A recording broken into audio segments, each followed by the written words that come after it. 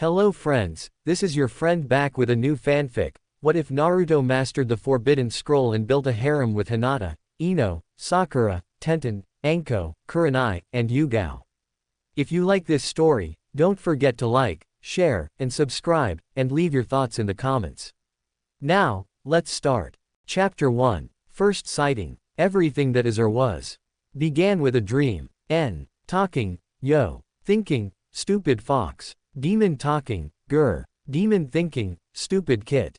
Jutsu, Kage Bunshin no Jutsu. N. The village hidden in the leaves was generally a peaceful and all-around nice place. Well, unless you were one certain 6-year-old boy named Naruto Uzumaki. He was the town pariah and was generally hated by the villagers. But tonight, the 10th of October, those who hated Naruto seemed to go at him with a fury even a demon wouldn't admit to having on its worst day. At least at a simple child. Stop. One villager yelled. Kill the demon. Another one called out as they chased the poor orphan without relent. The young man was only 7 and he was having to run from grown men and even a few shinobi who throw shuriken and kunai at him. As he ran he turned to look at the villagers' tears in his eyes as he tried to think of the reason why they hated him so much. Why do this? I've never hurt them. I never hurt anybody. And why did they call me a demon? He questioned to himself sadly. Unfortunately the poor boy tripped on a can in the middle of the alley and fell to his face as the villagers now caught up with him. Why? Why did they all hate me? He questioned with tear-filled eyes as he backpedaled from the people. Look at him crying, like he's a human child. Stop acting, you filthy demon. One villager yelled, confusing the poor blonde boy. I say we kill it once and for all. Another villager stated, getting a loud reply of positive remarks as the ninja in the area were silent with their agreements. Naruto backed up to a wall and started to huddle into himself, still confused and afraid as the villager and ninja now started to head towards the boy so they could kill the demon, as they put it, not seeing a strange thing above them. As the first ninja threw a kunai at the boy, it was caught in the grip of a figure in blue and black. He had a very oversized blue chunin vest that had armored on the shoulders and then plates under those with the mist symbol with a slash through each of them, like it was a combination of a mist and leaf chunin vest. Wrappings around his face, an old black forehead protector with a slashed mist symbol on it around his neck, another forehead protector on his head with a strange wing-like symbol on it, a tattered short with old black ripped pants that were now shorts, and a pair of black shinobi sandals. The boy had spiky dark brown nearly black hair and pale skin, his eyes were hidden behind a pair of dark sunglasses and what looked like black claws on his hands. Strapped to his back was a pair of swords. It was amazing that the boy could stand with them on as they seemed ridiculously large on his small frame. What in the name of all things decent are you doing? The boy demanded as he seemed to glare at them through his dark glasses. The villagers blinked then glared at the boy as the shinobi narrowed their eyes. Out of the way, kid. That thing doesn't deserve any sympathy. One villager made the mistake of saying, and only the primal and feral growl of the boy could be heard as his teeth gritted and he crouched slightly, then tossed the kunai at him, cutting his cheek. Just as this happened, the nin who threw the kunai lunged forward at the boy, started to twitch, glaring angrily at the ninja. The nin grabbed him as red chakra encircled the boy's right arm, and with a scream of an almost ungodly amount of pain the man turned to dust in front of the wide-eyed and fearful villagers, the boy's arm outstretched and glowing with an angry red light. Run! The boy growled and the shinobi seemed to back away, something about the sound of his voice making them think less lightly of the situation than they would normally. Or I'm going to kill you. He growled out with enough killing intent to force the breath out of the villagers and the ninja in the area. The villagers all ran without a second thought as soon as they were able to move again, the ninja only staying for a second before saying they'd get Naruto at some other time, when a psycho kid with an attitude wasn't with him. You okay, kid? The boy asked, looking at Naruto through his glasses, and the blonde blinked away his tears. Who are you? He asked, and the boy smirked, taking off his glasses, and Naruto blinked, tilting his head to the side as he saw the eyes of his savior. His right eye was yellow with a slit, his left red with a slit, both somewhat snake-like in appearance, and purple marks were lined over both of them and went halfway down his nose. Crow kanji at your service, he said with his smirk still present yet hidden. And you are? He asked, and Naruto looked down sadly. It doesn't matter. You'll hate me when you find out also. Naruto said sadly, and Crow frowned and sat down next to Naruto in the alley. Now that's not fair. I just saved you, the least you could do is give me a name Ototo. The older boy stated, and Naruto blinked while looking at him. Ah, Naruto Uzumaki, he said softly, and Crow smiled. See, that wasn't so hard now, was it? The boy asked, and Naruto shook his head no. Now then, why's everyone out to gut, ya tonight sunshine? Crow questioned of the younger boy curiously. Naruto just pulled his knees up to his chin and looked to the ground sadly. I don't know. They all just hate me. And it's even worse tonight every year. Naruto said sadly, and Crow sighed, leaning back against the wall. Why were you out tonight anyways? Naruto asked, and Crow closed his mismatched eyes. I have no home, no family, and no past. So I was just out and about when I saw you being chased and decided to step in. Crow stated softly, and Naruto blinked. Oh. The two went into silence for a short while before Naruto looked to Crow. Why don't you come live with me then? Naruto offered quickly, and Crow laughed bitterly. Sorry kid. Doubt your parents would want a stranger like me in their home. He stated, and Naruto's face fell. I don't have a family either. He stated, and Crow's eyes shot open, and he looked at Naruto, then gave a soft smile. Then we'll be one another's family. Right Ototo? Crow asked, and Naruto smiled a true and electric smile as he lunged at Crow with a hug, shouting, yes yes yes. As he did, and Crow laughed lightly. Alright, calm down then. Let's have a look at your place so I can do some renovations. Crow said, anticipating that if Naruto lived alone and with how people treated him, that his home should be an absolute wreck. Righty-o ni-san, Naruto said brightly, and ran off ahead of Crow, who chuckled and put his sunglasses back on, having no problem seeing in the dark even with them on. He ran after Naruto with amazing speed for a boy his age while carrying his heavy-looking swords, and caught up with Naruto, who took him to an old and small run-down 3-story apartment building. Here's my place, he stated, and Crow blinked. You own the INTIRE building? Crow asked, amazed and confused at the same time. Yeah, but most of the rooms are nasty and the doors are mostly broken, so I don't usually leave my room unless I want to hide something important. Naruto stated, then took a thoughtful expression. Also, once when I first got the place, my room was burned, so I had to move into one of the other apartments. An old man Hokage decided to buy the place and give it to me as a gift. Naruto stated, and Crow nodded his head slowly while taking all that in. Well, come on Ni-san, I want you to see our room. Naruto exclaimed, and dragged the older boy into his home.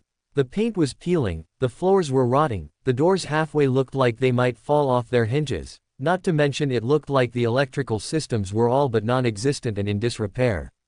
Oh shit, Crow muttered to himself with a grimace. This could take a while to fix. He muttered to himself as Naruto took off his sandals and walked in, Crow doing likewise as he pulled the swords off his back and put them next to the door, then putting his vest on the inside door handle only for the handle to fall off. Correction. One hell of a lot of work, he stated, and Naruto laughed. You're funny Ni-san. Yeah, it is really messed up, huh? Naruto questioned, and Crow nodded his head numbly while looking for something salvageable in the room. There was almost nothing that could be fixed, and as he wandered into the bathroom, he quickly closed the door, trying not to vomit from the smell alone, the sight of the room being enough to turn even his stomach. Oh yeah, this was gonna need a lot of work to make even slightly habitable. Ototo, how the hell do you manage to live in all this filth? Crow questioned, and Naruto chuckled nervously. Actually, I mostly don't live here. Most of the time I'm out in the village, so I won't have to be here unless I'm sleeping. He stated, and Crow sighed and nodded. So tell me Ni-san, what village are you from and how did you become a ninja so soon? Naruto asked excitedly, and Crow blinked then chuckled nervously. I'm from Kurigakure no Sato, Ototo, but the 2 headbands I'm wearing were given to me by my older sister and mother. My mother was from Hibungakure no Sato, or the village hidden in the heavens, which hails in the land of the whirlpool. My sister is obviously from Kiri, and that's also where I got the slashed mist headband and my 2 swords, Tora and Suzaku, or Tiger and Phoenix. So no, I'm not a ninja, even though my sister and mom taught me some basic ninja arts. Crow explained to Naruto factly. Hey, you could come to the ninja academy with me Ni-san, I'm sure you'd be a great ninja. Naruto said to his friend, and Crow chuckled nervously. I'll think about it Naruto. He told the young nin. Naruto started cheering, and Crow let out a sigh. What have I got myself into? He questioned as he looked as Naruto began to run around the apartment with a frenzied pace. Crow then noticed an odd-looking red seal on Naruto's stomach as he was jumping on the couch and narrowed his eyes. "Naruto, come here. There's something on your stomach that looks familiar," he stated seriously, and Naruto obeyed him, walking to Crow with a raised brow, and Crow lifted his shirt off his stomach to see the strange red seal. "Shiki Fujin?" he questioned, and then pulled off his glasses. He then made a hand seal with both hands, that had his middle fingers behind his pointer fingers, his thumbs on his pointer fingers' knuckles, and his last two fingers laced together. "Blood cross eye," he said, and his eyes changed. His eyes still had a purple mark over them, but now they were totally gray beyond the pupil encasing his entire eye, with a black cross for the pupil and iris with 4 red orbs around it. "First stage analysis," Crow said, and Naruto blinked. "Ni-san, what's with your eyes?" Naruto asked, confused. "It's called a blood limit, also called a kekkei genkei, or in my case a dujutsu, jutsu of the eye," Crow explained, and Naruto nodded slowly. "My eyes in this state allow me to analyze anything I want, save energy levels or anything that's too bright to see, like light and lightning," Crow said as he studied the mark on Naruto's stomach, his eyes easily transferring the knowledge of the seal to his brain to detail what was known and then translate the symbols and the purpose of the seal in general. "Well, what's up with this, Ni-san?" Naruto questioned, and Crow frowned and took a thoughtful position. "The seal is definitely a Shiki Fujin. Sensei said that it was a kinjutsu and was used to seal a demon inside of a human or an inanimate object by having the death god take one soul as a sacrifice to seal the demon." Crow thought to himself, then took a thoughtful look at the blood-red seal intently. It was originally created to seal the biju so that humans could use their power as a weapon. Naruto's, however, seems like it has a few extra seals which are interfering with his chakra control. One that seems like some sort of repression seal, probably for his true intelligence, leaving some of his memories in the back of his mind and storing his knowledge for later use. This would lead me to believe that whoever made this seal didn't want Naruto to figure out who he was or what his position and or relation to him was. Crow mused to himself, knowing he was definitely correct, as it was the only logical explanation. "Now then, that and another seal, that seems to be sort of like my own chakra shell jutsu, which can be used to hide what he really looks like, even from people with chakra-aided eyes that can see through jutsu. However, judging by the way he looks and how old this seal is, I would have to say that the seal makes him look like the person who made the seal in the first place. Which leads me to the assumption that Naruto had an influential yet probably ruthless family, or perhaps some secret in his family, and whoever placed this on him did so he wouldn't be raised to be nothing but a weapon." Crow mused, then his left eye twitched slightly, growling as he studied the seal some more. The remaining seals seem to include a kekkei genkei suppression seal, which is rare, but not unheard of, and also limits who Naruto's real family could be to one of the kekkei genkei users in Konoha, which are the Yamanakas with their loose psyche, or having a loose personality that can easily be replaced after having it removed. They have even built an entire jutsu arsenal with this in mind, but usually that don't like having to grow a new personality, as it takes a few minutes to hours and is always annoying, as only their memories really replace their personalities, so if that is altered, so is their personality should they lose their psyche. Crow mused thoughtfully to himself. Next are the Inuzukas. Theirs is called wild speak, the ability to speak to most species of canines. They have also made jutsu that deals with their animals. Then there's the Akamaiki with their energy store bloodline, which allows their fat to store massive amount of energy into themselves to be used in their expansion jutsus. Then there's the Naras, whom have their living shadows, which is a strange bloodline that brings their shadow to life for combat. Then there's the Aburame clan with their bug contract, which is when you have those destruction bugs living under your skin and using you as a sort of living hive. Crow thought, then frowned. However, this is not likely one of their children, as from what little I know of those families, they're all very loyal to clan members and otherwise despise the idea of being a thing, not a person, so the person wouldn't have had to worry about that with them, so he's probably either a Hyuga or an Uchiha. The Hyuga have their Byakugan, or the evil white eye, as some call it. Its primary function allows a person to see through solid objects and over great distances, as well as see the tenketsu points in the human body. Then the Uchihas had the Sharingan, or the mirror wheel eye, as it was also known, and its abilities were that you could see things more sharply. It would seem the world was slowing down. You could copy almost any jutsu as long as you understand the basic structure of how the jutsu worked. It could reflect most genjutsu easily, and last it was supposed to have a slight precognitive ability, but I've never actually seen it in action. And of course then there is that lesser known clan, the Kurama clan, their Kekkei Genkei I think was called. Living illusions, and made any damage suffered in a genjutsu physically possible, not to mention some of them are even able to make genjutsus real, they're so good. Crow mused to himself and nodded his head as he deduced what was going on. He'd figure out which clan he was from later however as he then moved on to the few remaining seals. Okay then, now that that's out of my systems, back to these other seals. There are at least 5 or 6 more seals, 3 for absorbing the demonic chakra, 2 for purifying the chakra and turning it into human chakra. One of these however seems to be moving at half capacity or lower, while the other is a backup for the first and officially useless unless he were to use too much chakra at once or were to damage his first purification seal. It seems that the first was slowed down by someone after the seal was put in place, and the second seal was stopped altogether so that the demon within wouldn't be devoured too quickly into Naruto, which to me seems to defeat the entire purpose of the seal altogether, but I guess someone might have been worried the demon might take over his body through the seal, or wanted to make sure that the demon wasn't completely devoured for some amount of time.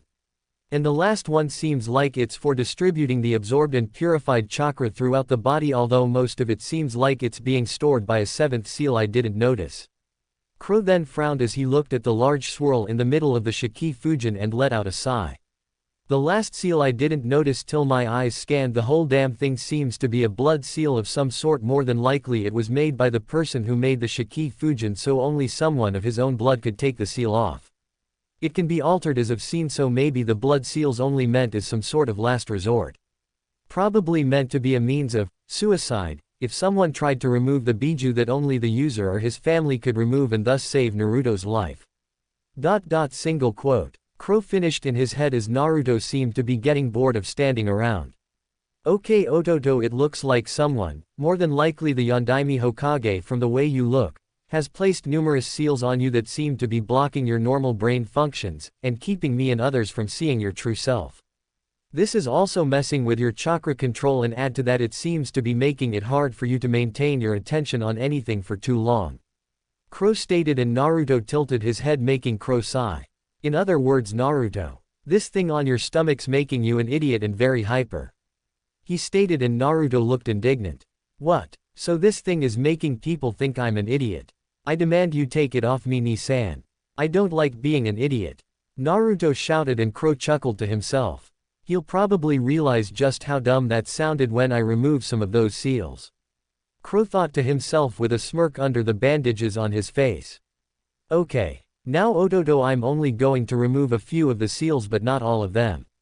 If I tried to remove all of them I might damage you, or at the least I might activate the seal that will kill you if I were to try and remove it. Crow stated, and then let out a breath and pulled out a brush and some ink out of his pocket. He then placed some seals on his hand and looked to Naruto with a look of caution and yet determination on his face as he pulled his hand back and held up Naruto's shirt with the other. Hold still, Naruto. This is only gonna hurt for a second. But damn will it hurt. He stated quickly, then slammed his palm into Naruto's seal. The screams from Naruto that followed this could be heard throughout all of Konoha. Once upon a time, there lived a fox spirit with 9 tails. And he was so powerful that whenever he shook those tails, landslides and tsunamis would result. The suffering people gathered the great shinobi clans to fight this menace. Finally, risking his life, one ninja was able to imprison its soul. Having defeated the demon, the brave shinobi died. That shinobi was the 4th Hokage, the Fire Shadow, champion of the village hidden in the leaves.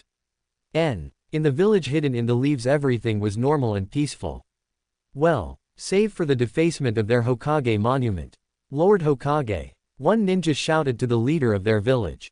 The elderly Hokage was currently sitting at his desk sighing both paperwork and his entire life away, it seemed, by the somewhat depressed look on his face. Yes, what is it? Some new outrage by Naruto, I presume? The aging Hokage questioned, and the ninja growled. That young devil is graffitiing the mountainside images of all the heroes of our village, your honored forebears. The ninja exclaimed, and the old Hokage sighed. And in paint no less. He added, and the Hokage pinched the bridge of his nose. Don't worry about it so much. Crow and Iruka should catch him soon enough. Assuming Crow isn't in on this one at least. The Hokage said and got back to his accursed paperwork looking slightly sad. Doesn't forcing an old man to sign this much paperwork count as elder abuse? He demanded in his mind, looking to the enormous pile on his desk. Meanwhile in the village, a young boy in a black shirt with orange pants, an orange jacket tied around his waist, green goggles, and a pair of blue shinobi sandals is running on rooftops grinning. His blonde spiky hair is waving in the wind and his eyes are scrunched shut as he often has them. Catch me if you can, you idiots. Naruto calls out with a grin, the whisker marks on his cheeks still there. Damn it Naruto, get back here. One of the three ninja chasing the young boy shouted and Naruto grinned, paint cans in hand. He threw the paint cans at the ninja, knocking the two closest to him down as they got covered in paint. At the same time Naruto jumped down to the ground. The three ninja also got to the ground quickly and chased after him, passing a fence without a second thought. Just as soon as the three were far enough away, Naruto appeared from against the fence with a strange sheet that resembled the front of the fence. "Ha!" Naruto said, pumping his fist. He then felt a hand on his shoulder and his blue eyes shot open. "Uh-oh," he said and looked up to see Iruka, his sensei, behind him. Hi Iruka sensei," Naruto said with a weak grin, and Iruka frowned. "Get back to class now Naruto." Iruka growled and transported them both to the classroom. The two appeared with Naruto tied up and the class snickered seeing him and Iruka appear. "Now Naruto," the scarred Chunin said slowly, his eye twitching as the bound boy pouted slightly, looking annoyed. "Tomorrow all your classmates will pass the final and graduate from the Ninja Academy, but the last two times this day came around, you flunked every course in the secret arts." Iruka shouted to the young boy who didn't really listen to him. "So you chose now for all your stupid tricks? You moron." Iruka questioned, then shouted Naruto, looking to the ground. "Sir, yes sir," Naruto mumbled and Iruka growled. "Today in class we'll be reviewing the art of transformation," Iruka announced to the rest of the class, who screamed out about it being unfair. "All you have to do is conjure a form that looks like me," Iruka states, and the students begin after Iruka unties Naruto. The first student is the transformation, appearing to be Iruka after being in a plume of smoke. "Right, well done," Iruka praises, then glares at Naruto. "Next up, Uzumaki," he states, and Naruto walks past some students who were mumbling about it being unfair or Naruto's fault. "Idiots. I'll show them all I'm not weak," Naruto thinks to himself with a frown. "Here goes nothing," Naruto says and puts his hands into the seal necessary. "Transform," Naruto shouts, disappearing in a plume of smoke. "Oh Iruka sensei," comes a soft feminine sultry voice from the smoke, as all that can be seen for a few seconds is a shadow. As the smoke disperses, Iruka and the others see a curvy teenage body with long blonde pigtailed hair. Smoke was covering her private parts yet left her totally before the class. The girl giggled and blinked at Iruka, who gaped before he was sent flying by a massive nosebleed. Laughing, Naruto returns to normal and doesn't see the death glares from the girls in the class or the minor nosebleeds of some of the boys, some of which have passed out. "I call that my Warok no Jutsu," Naruto says, laughing at his sensei.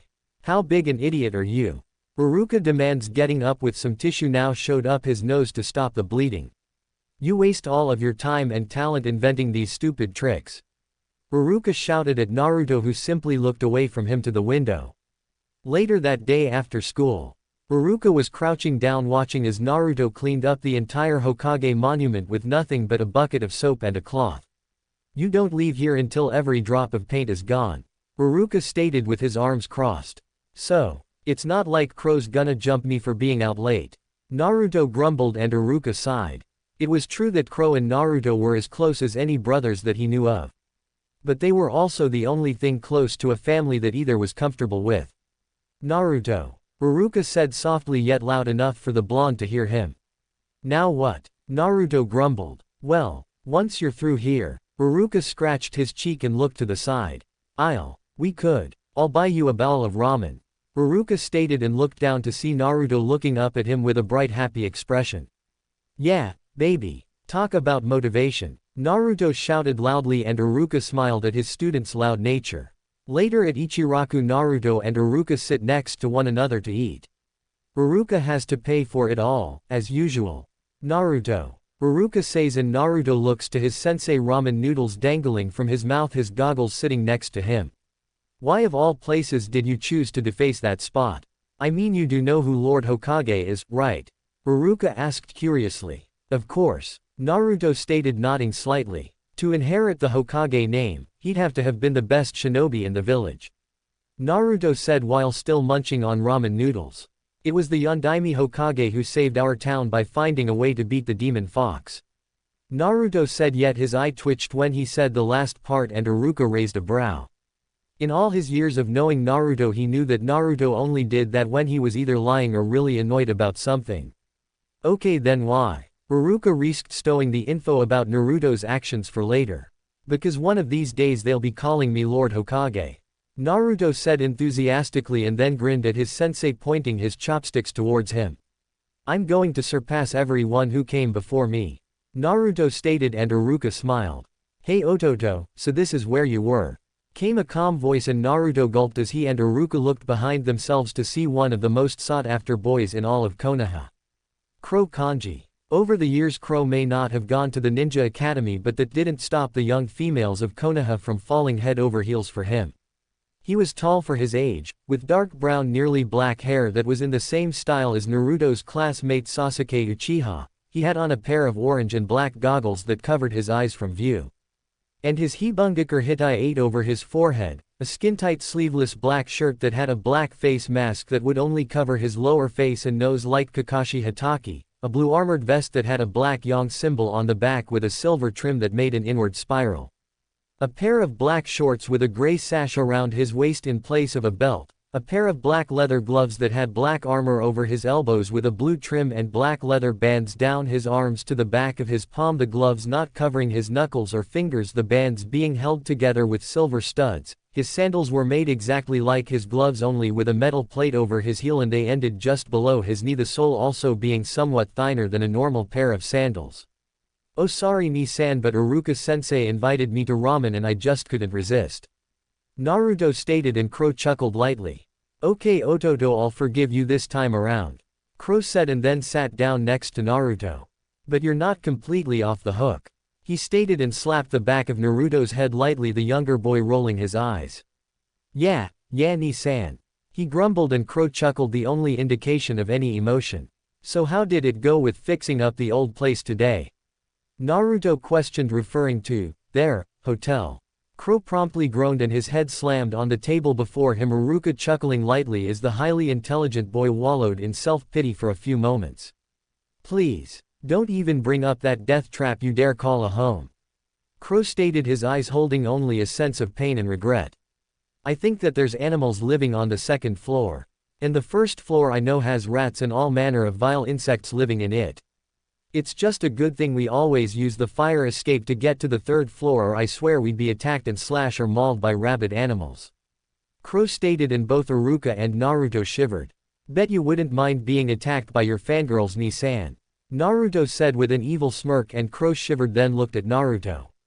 Someday Naruto, you too will know the horrors brought upon all of us whom have fan clubs. And on that day Naruto. When you beg, when you plead, and when you need my help escaping from them. And then Naruto, I will laugh at you mercilessly. Crow said darkly to Naruto. Naruto and Iruka both leaned away from Crow, not liking his tone. Anyways, I'll be heading home now. See you there Naruto. Crow said, getting up and walking away from the two sitting at the counter. The next morning was mostly clear and sunny with a few clouds wafting in the breeze. Naruto, however, was stuck within the bane of most children's existence. School. But the ninja academy should be more fun than normal school. However, this wasn't exactly true, as it seemed that even here teachers' only goal seemed to be to make life even harder on their students.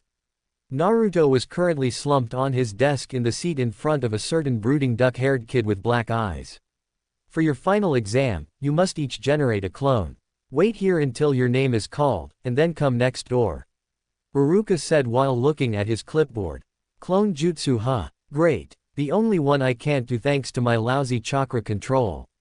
Man, Crow was right, I really need to train my chakra control more.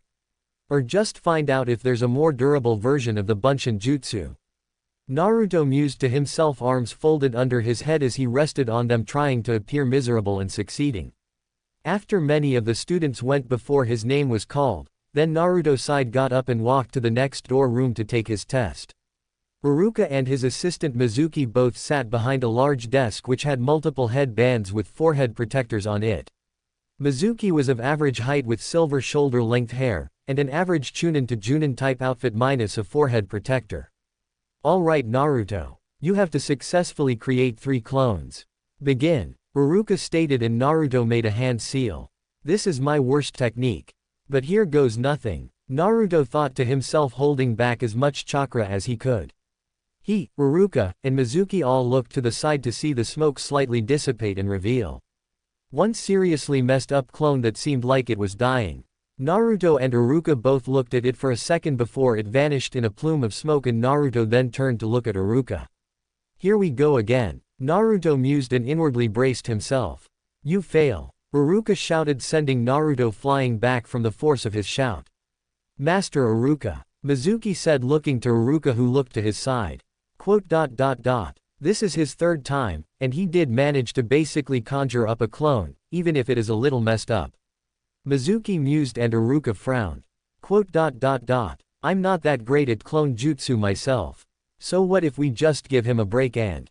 Mizuki started, and Naruto looked at him funny, his eyes glaring at the silver-haired man as he didn't trust someone so nice. The answer is no, Mizuki. Every student is supposed to generate 3 clones. Iruka stated and then looked at Naruto. Naruto. You only made 1, and did it poorly. Iruka said, thinking Naruto's glare was aimed at him and not noticing that it was solely aimed at Mizuki. With all due respect, your performance doesn't merit a passing grade. Iruka stated, feeling slightly bad and inwardly promising to buy Naruto some ramen later to cheer him up. As kids all met with their families, Naruto finds himself sitting on an old swing looking to the ground, lost in thought. Crow once told me that a person whose record is polished perfectly white is often more suspicious than one that's all black. I wonder what Mizuki's up to. Naruto inwardly resisted, then questioned in his mind, barely listening to the chatter from families congratulating their children. He instead put his goggles on and then vanished into the shadows. Iruka, could I have a word with you? The Sandaime Hokage questioned, seeing Naruto vanish. Of course, Iruka said softly. Mizuki found Naruto, who was heading towards his and Crow's home. Naruto. Mizuki said, and the blonde boy turned to his head to see him. Master Mizuki. Naruto asked, confused to see him but figuring that he was going to try to pull a fast one on him. The silver-haired man walked towards him and then put a hand on his shoulder. Master Iruka is a really serious guy. So that's his game, huh? Make himself seem really nice so he can trick me into doing something extremely stupid. Too bad for you, Mizuki. I'm not the one being tricked. Naruto thought to himself, inwardly smirking but nodding to Mizuki outwardly. His parents died when he was young, so everything he's accomplished he did by himself, with a lot of hard work and discipline. Mizuki explained, and Naruto nodded his head. So, what's that got to do with me? Naruto questioned, keeping to his Dobi mask.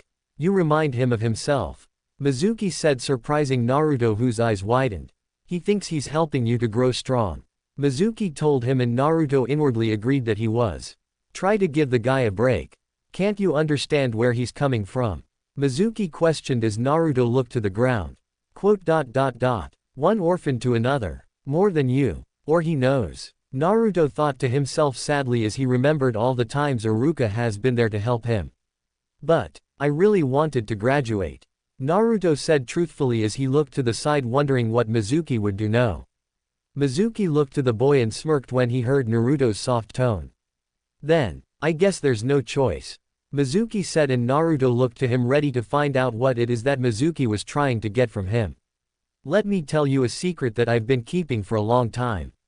Mizuki said, and Naruto inwardly smirked, knowing that Mizuki was about to give away his secret plot to get him into trouble and no doubt killed.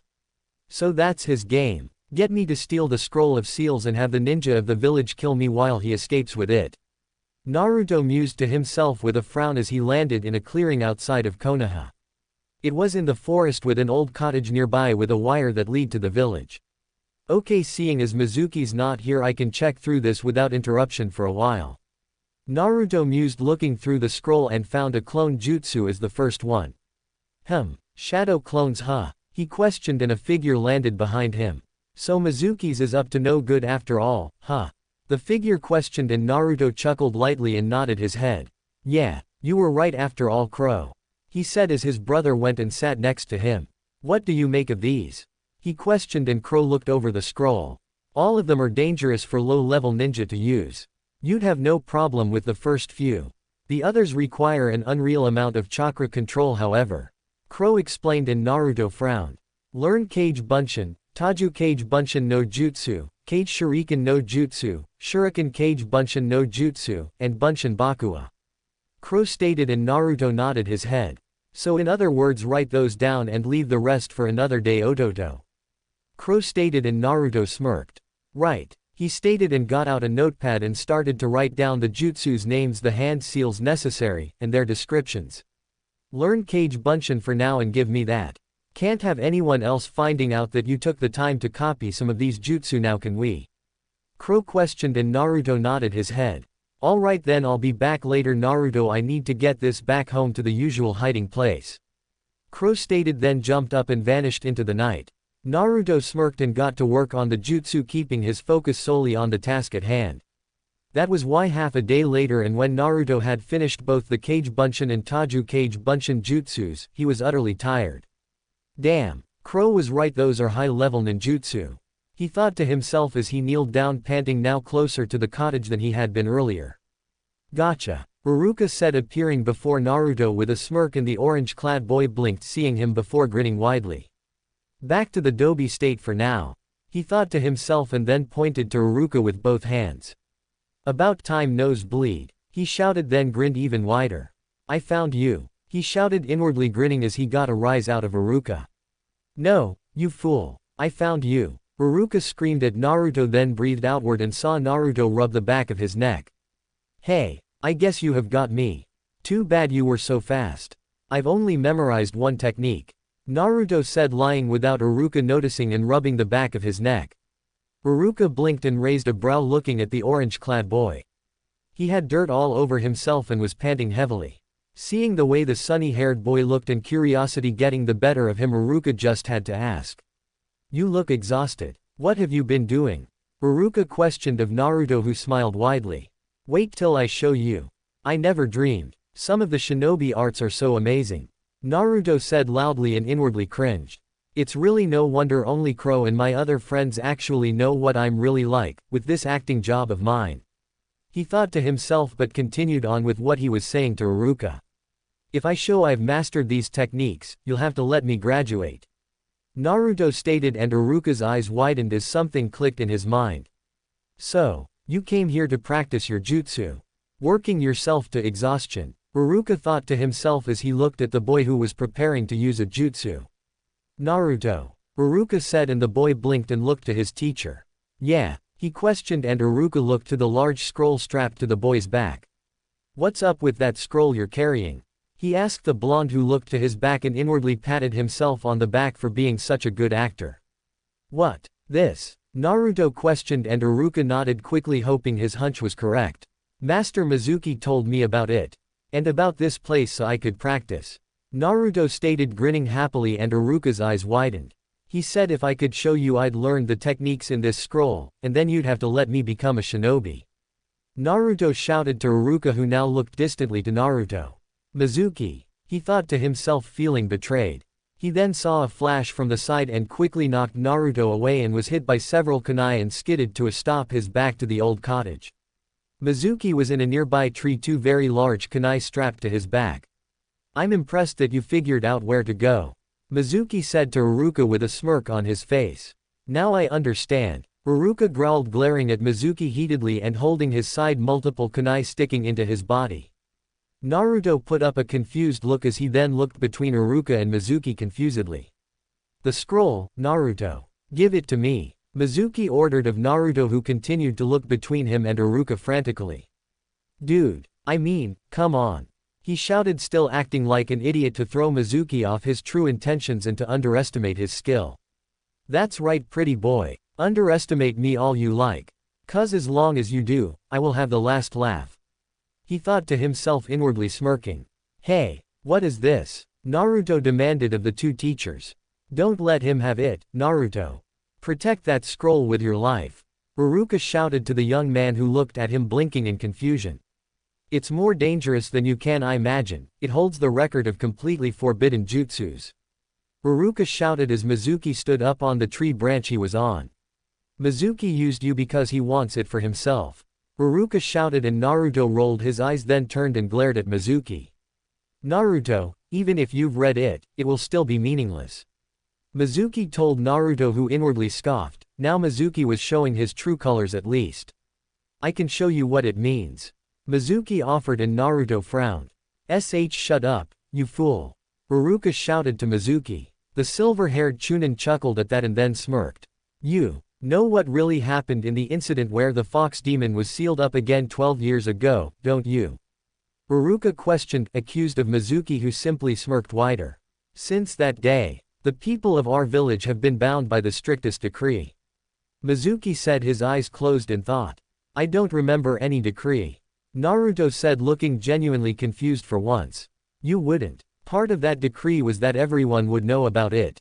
Except you. Mizuki stated to Naruto who narrowed his eyes.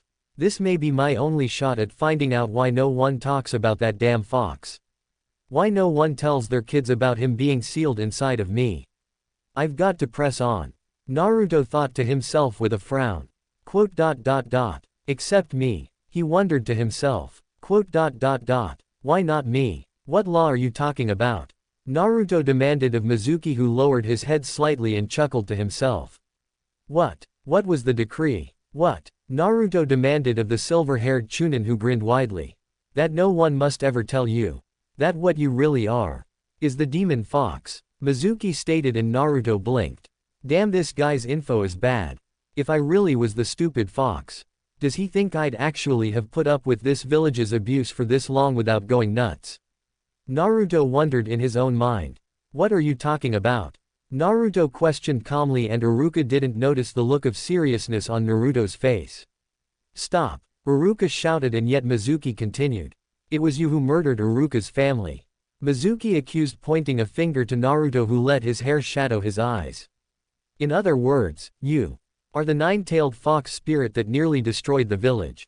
Mizuki accused, grinning at and now shaking Naruto. Until, at last, our beloved hero, the fourth Lord Hokage, trapped and bound you. In this form, Mizuki stated and Naruto continued to shake. Stop it. Ruruka shouted, hoping that Mizuki would have some sense of decency. Since then, you've been made a fool of by everyone in town. Mizuki shouted, ignoring Ruruka completely. Didn't you think it was strange? To be so despised, everywhere you went. Mizuki questioned and got one of his large shuriken off his back and spun it in his hand. If he were honest, even noble Uruka would admit he hates you too. Mizuki shouted at Naruto and then grinned madly. Naruto. He shouted and Uruka prepared to get up. You never knew a parent's love. Since the day of your birth you've been shunned by our entire village. The only one who cared for you was a boy who also had no family or home. The only real attention you could get from others was by doing things that would get you in trouble. And yet, you didn't care. Uruka thought to himself as Mizuki ran forward. No one will ever accept you. Mizuki shouted and Uruka got up slowly. You were willing to accept any criticism, any condemnation, so long as it meant that someone was paying attention to you. Uruka's inward monologue continued as Mizuki swung his oversized shuriken towards the blonde. That scroll that you've stolen. It was the instrument of your bondage. Mizuki shouted then laughed loudly, as Uruka groaned and then crouched, getting ready to lunge forward as fast as he could. It was a brilliant performance, Naruto. But it was all a sham, to hide your loneliness and pain. Uruka thought, and just as the shuriken was about to hit Naruto. Uruka was over Naruto in an instant, having knocked him down and taken the shuriken into his own back, blood trailing from his mouth, and Naruto's eyes widened. With my parents gone, there was no one to praise or respect me. I was so lonely. I became the class clown. Anything to attract attention. I just wanted someone to notice how good I was. To be proud of me. Being the class clown was still better than being a nobody. It hurt so much. Uruka thought to himself as tears fell from his eyes to Naruto's cheek. I know that, Naruto. I was so hard on you, yelling, scolding. It must have hurt. Uruka said and Naruto's eyes widened. Forgive me. If I'd been a better teacher. A better person. Maybe neither of us would have come to this. Iruka said to Naruto, who then saw Mizuki growl and then jumped out of the tree. Naruto looked to Iruka and then sighed. Iruka-sensei. Thank you, he said softly as a foot connected with Iruka's head, knocking him out. So what kept ya, Crow? Naruto questioned as his brother moved his foot off of Iruka and then glanced at Mizuki. Sorry I'm late, Naruto. But you wouldn't believe the traffic on the way here. Crow said, and Naruto rolled his eyes. Liar, he stated, getting up, and the two looked at a stunned and confused Mizuki. So what are we gonna do with him? He questioned, and Crow chuckled darkly. Oh, I don't know, Naruto. Your Hokage is watching, but I've made sure he can't hear us with a silence charm. How about I do the honors? Crow questioned, and Naruto nodded his head in agreement. Goody, Crow said darkly and glanced at Mizuki, who blinked repeatedly. What are you doing? You're protecting the demon fox spirit, you fool. Why? Mizuki demanded, and Crow chuckled while Naruto outright laughed at him. Man, you really are an idiot, Mizuki. Naruto said, half laughing at the silver-haired man. To think I was the stupid fox. That has to be the dumbest thing I've ever heard. Naruto stated smugly, a smirk on his face as he stopped his laughing. Crow, teach this old bastard a lesson. I need a quick rest. Naruto stated, and then walked over to a tree carrying Iruka and sat down. Okay, little bro, Crow said, and then cracked his knuckles. What, you think a civilian can take me? I'm a chunin, you little idiot. Mizuki demanded, then boasted with an enormous grin, and Crow smirked and then crouched. Oh, I'm no ordinary civilian, Mizuki. Crow stated, then moved forward quickly with a speed not even Mizuki could follow. Ninpu. Doku Kiri. Crow shouted before quickly pulling his face mask down and breathing out a thick purple mist. Mizuki cursed, then quickly jumped upward looking for the boy known as Crow. Mizuki spotted him and threw a shuriken at the boy, who managed to spin out of the way. Gukaku Jutsu. Mizuki shouted and spit out a fireball from between two fingers towards Crow. Steel Shell Jutsu. Crow shouted, doing hand seals quickly, then crossing his arms like an X over his chest. The fireball hit Crow, and Mizuki grinned as he expected to see the boy's remains as his feet touched the branch of a tree. Kage Bunshin no Jutsu. Came a shout from behind him, and he was kicked by three smirking Narutos back into the air as Crow hit the ground. Okay, Crow. He's ready, now show him what real ninja skill is. Naruto stated, and Crow looked to him and grinned behind his mask as he jumped up to the tree he was in, and the two Narutos launched him into the air. Crow speed past Mizuki and then made his arms go wide for wind resistance. Ninpu. Crow shouted from behind Mizuki, whose eyes widened as he turned to look back at Crow, who was shadowed by the moon.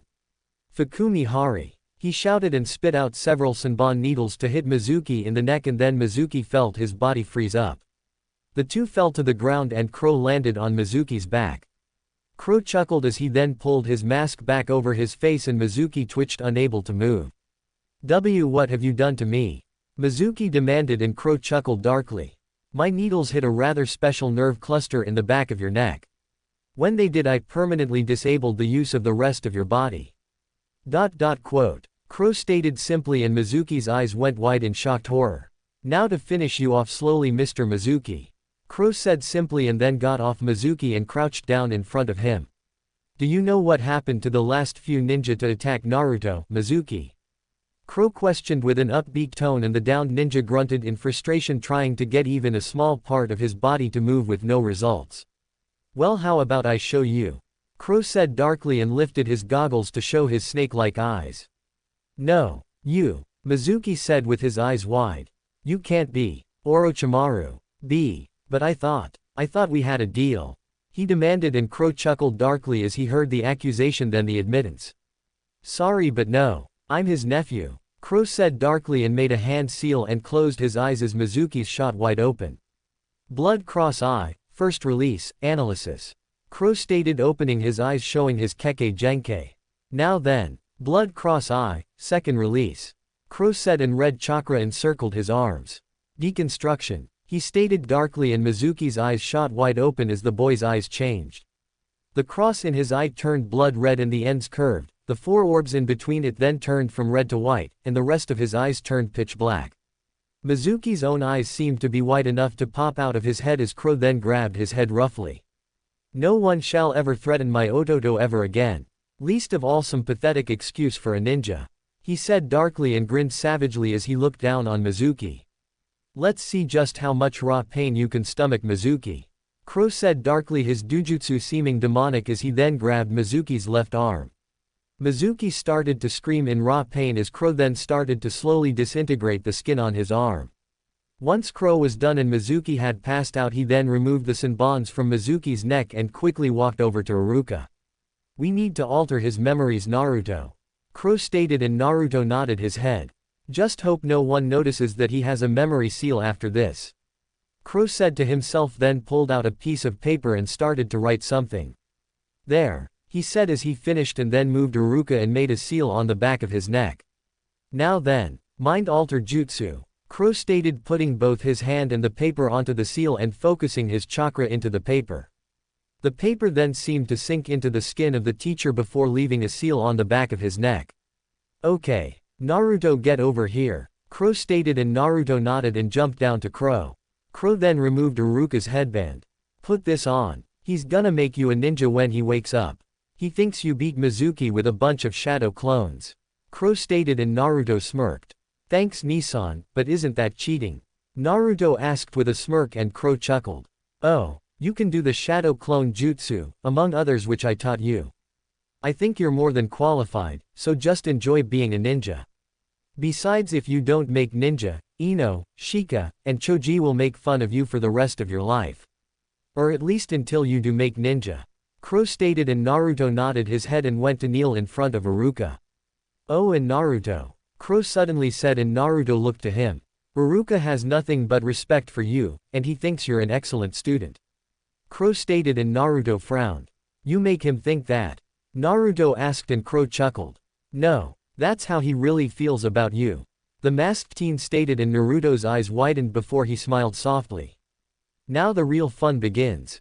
Crow said, and then jumped into the trees and away from the area, leaving Naruto with Iruka. Later, Naruto with his new forehead protector and Crow sat before the Sandaime Hokage, who seemed to be scrutinizing them. So, how long were you two planning on keeping those amazing skills of yours a secret? Sarutobi questioned, and Crow and Naruto both grinned. Sorry, old man, but I can't have every single young ninja in the village trying to have me train them, now can I? Naruto and a few others are special cases that I like. Crow stated with a smirk, and Sarutobi looked to Naruto. Crow explained to me that if you show less skill than you have, that others underestimate you. And that if you overestimate yourself, that you often become arrogant. He said that by losing to those weaker to me, I was showing humility. Naruto explained, and Sarutobi nodded his head slowly. So I take it that Naruto was acting stupid all this time? The Hokage questioned, and Crow nodded his head. Then you're practicing the art of the ninja. Lull your opponents into a false sense of security, then strike when they least expect it. Sarutobi questioned, taking a puff from his pipe, and the two boys started to whistle innocently. Not really. Just figured that Naruto needed an edge over everyone who wants to hurt him. Crow stated, rubbing the back of his neck. The Sandaime Hokage couldn't help but chuckle as the two nervous boys sat before him. Don't worry. You've both mastered the most important lesson of any great shinobi. That fighting is not the ninja way, striking when the enemy least expects it, killing only when absolutely necessary, leaving no trace of having done the deed. That is the true way of the ninja, and you both have proven to possess this skill. Sarutobi stated, and the two grinned. Just as Crow was about to say something, they all turned when the door creaked and Naruto put on his usual dumb mask. On guard, old man. Right. A young brown-haired kid shouted, lunging into the room with a shuriken, but his scarf got caught in the doorway and he slammed into the ground. Naruto and Crow both looked at the kid and then blinked, though you couldn't tell thanks to Crow's mask and goggles. If it's not one thing, it's another. Sarutobi thought to himself, pulling his hat down to shadow his eyes from view. What's he got into this time? Came a voice from the hall as someone burst in wearing a chunin, maybe junin, outfit with a pair of dark glasses and a hitai covering his head and hair. Aha, he stated, seeing the kid who fell face first into the ground. I get it. It's a trap, right? The small boy asked while rubbing his head from where he hit the ground. This short, annoying, brash kid is known as Konohamaru, the honorable grandson of Sarutobi the Sandaime Hokage. Are you all right, honorable grandson? And for the record, there are no traps here. The man in glasses questioned of the kid and Crow looked between the two and sighed. The man was known as Master Ebisu, the personal trainer to Konohamaru. Damn it, why couldn't one of them have been a hot chick? Crow wondered in his mind, then pulled an orange book out of his back pocket and buried his face in it. Oh great, Ni-san's reading his little orange book again. Naruto thought, annoyed as he glared at his only family as he giggled pervertedly. Now then, what's going on with that kid? Naruto wondered aloud. Kid? Konohamaru demanded, glaring at Naruto as Crow sat beside him and flipped a page in his book quickly. You. Don't tell me it's. Ebisu started, then stopped as one of Crow's eyes locked on him through his goggles. Ebisu couldn't see the eye, but he could feel something he didn't like. It was like the last time he had ever seen Orochimaru. That kid wasn't normal in any way or sense of the word. And as if that wasn't bad enough, he's the one thing in the village that's protecting the so-called human form of the Kyuubi no Kitsune. AHA, so you tripped me. It was you, right? Konohamaru accused, pointing a finger at Naruto, who blinked then frowned. I may not know who this kid is, but he's messing with the wrong guy. Naruto thought to himself and grabbed Konohamaru by his scarf and lifted him up, glaring at him heatedly. You fell over your own feet. Naruto shouted at the boy, who growled at him just as angrily. Crow meanwhile turned a page in his book and giggled pervertedly once more, drawing some of Naruto's ire. Why is it every time he does that I feel like I should get Ino to hurt him? He wondered to himself in the back of his head. Unhand him, Naruto. Ebisu shouted to Naruto. That boy happens to be the grandson of our revered lord, the third Hokage. Ebisu shouted while pointing to Sarutobi, who simply took a puff of his pipe. Why is he getting me involved in this now? Sarutobi wondered to himself, annoyed. So, take your best shot. I dare you. Konohamaru stated to Naruto, who blinked. They always do this, once they know I'm the Hokage's grandson. Too afraid of me. Just like Master Four Eyes there, and everyone else in town. Huh. Konohamaru thought to himself as Naruto then growled. Okay, he's the old man's grandson, now normally I wouldn't hurt him out of respect for the old man. But this kid's just asking for it, man. Naruto thought to himself angrily. So what? I don't care if he's his grandmother. Naruto shouted and punched Konohamaru over the head. This one. He's different. Konohamaru thought to himself as he hit the ground with a dull thud. What? Ebisu shouted, and Sarutobi let out a low groan as he could feel that this meeting was going to end up biting him in the later. Naruto was walking through town. Crow had left saying he was going to go visit an old friend. Or in other words to Naruto, he was going home to read his perverted book. Naruto was even more annoyed that the kid, Konohamaru, was following him. He was zipping from pole to pole while they were in an alley, and when Naruto was passing a fence he noticed that someone was in front of them, only with their camouflage sideways. Quit following me, you stupid kid. Naruto shouted, turning to where Konohamaru was. I can see you're right there. He shouted at the kid, who lowered the badly done camouflage with a grin. So, you managed to penetrate my disguise. Right. The rumors of your prowess don't lie. Konohamaru stated and then pointed at Naruto, whose eye twitched. What's up with this kid? He wondered to himself. Teach me your skills, and I'll become your disciple. Konohamaru stated, and Naruto's face and body language seemed to show only one thing. His utter confusion at this point. Yeah, Konohamaru shouted, and Naruto blinked, wondering what the hell was up with this kid. You've gotta teach me that Waroke number jutsu thing you used on my grandpa. Konohamaru shouted, and Naruto blinked. Okay boss. Konohamaru shouted, and Naruto looked at him strangely. Boss? He questioned unsurely as he looked at the exuberant face of Konohamaru. Why do I have the strangest feeling that I'm going to end up in a good deal of pain soon? Naruto wondered to himself glumly. TBC. Okay, this is my first Naruto fic, so please be honest with your reviews. If any. Also, I'm not sure on pairing for this FIC, so could someone send me some suggestions? Also, this is a crossover, but that won't be apparent until after the Chunin exams arc. So until then, ya-ne. Chapter 2, Recollections of the Past. You say you can read me like a book. But the pages are all torn and frayed.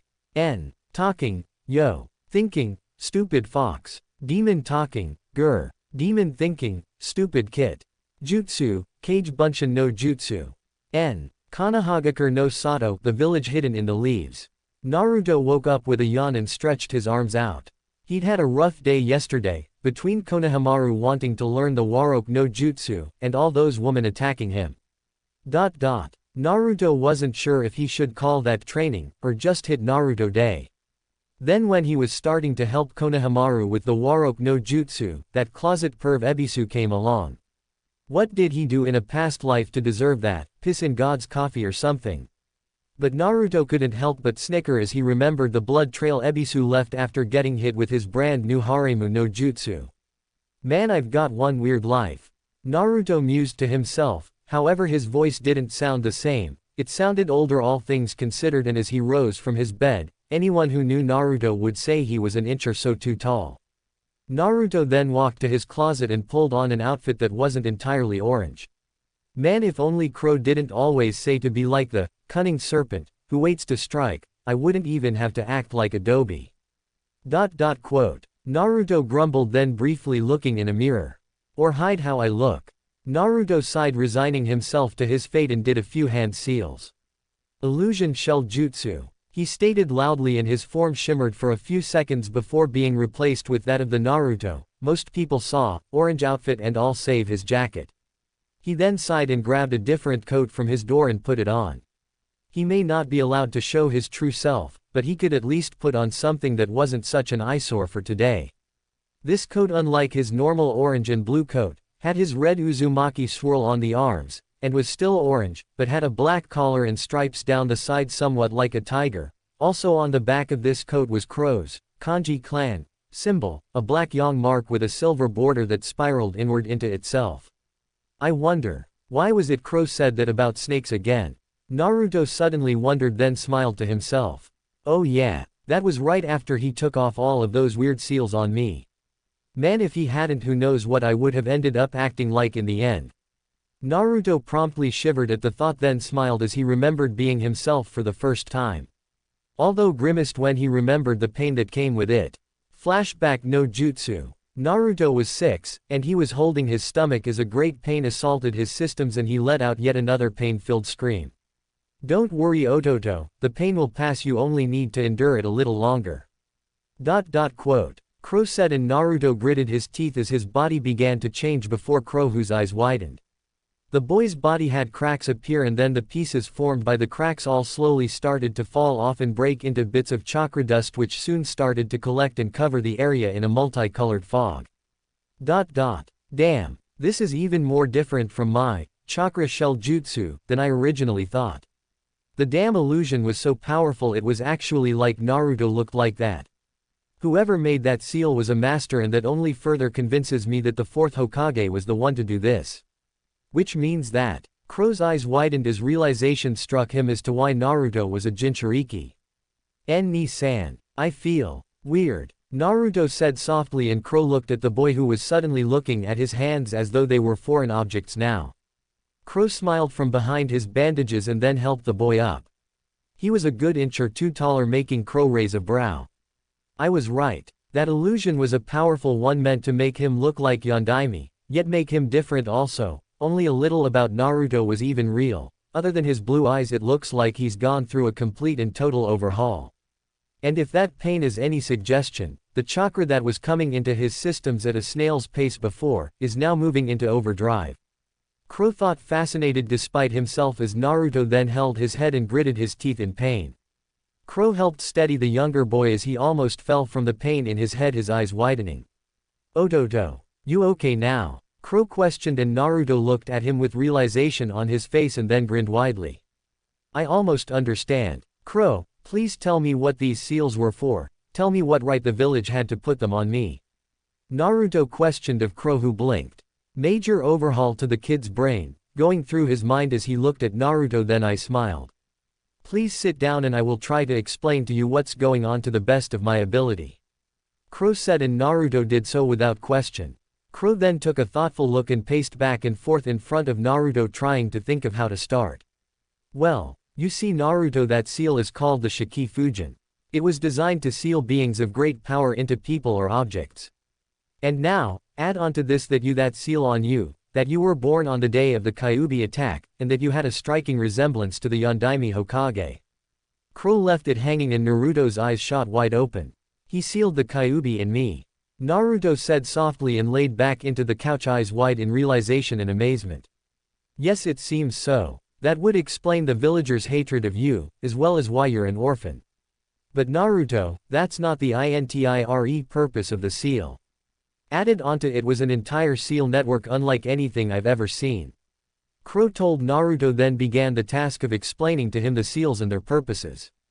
However, much to Crow's utter surprise, it seemed like now Naruto was a sponge for information. No matter how complex he made the explanation, it seemed that Naruto just absorbed it into himself, then studied it in his own head, and finally he just seemed to understand it. Sensei said that should I find someone like that, it's best to make him an ally instead of an enemy. Besides, I could use an apprentice, not to mention I do need a home. Crow mused to himself, then I smiled to the young boy. All right, Ototo. Your body is going to need some rest, so I think you should go to bed. Tomorrow I'll show you a jutsu so you can look like your dobi self in public whenever you leave the hotel. Crow said, and Naruto frowned while he looked at his brother. Why would I want that, Ni-san? This is who I am, why cover it with some jutsu? Why can't I be myself from now on? Naruto questioned, and Crow grinned under his bandages despite himself. Now Ototo. The cunning serpent never strikes his prey first, he waits for them to come in close, and then strikes when the time is right. Crow stated, and Naruto raised a brow, not getting the analogy his brother used. Simply put, Ototo, you in your dobi state can easily fool those around you into thinking you are a dobi. And since all ninja are enemies, at some point you will want to use this to your advantage. Make them think that they know who you are, then while they underestimate you, strike hard and fast. Crow stated, and Naruto looked thoughtful for a few moments before he then nodded his head.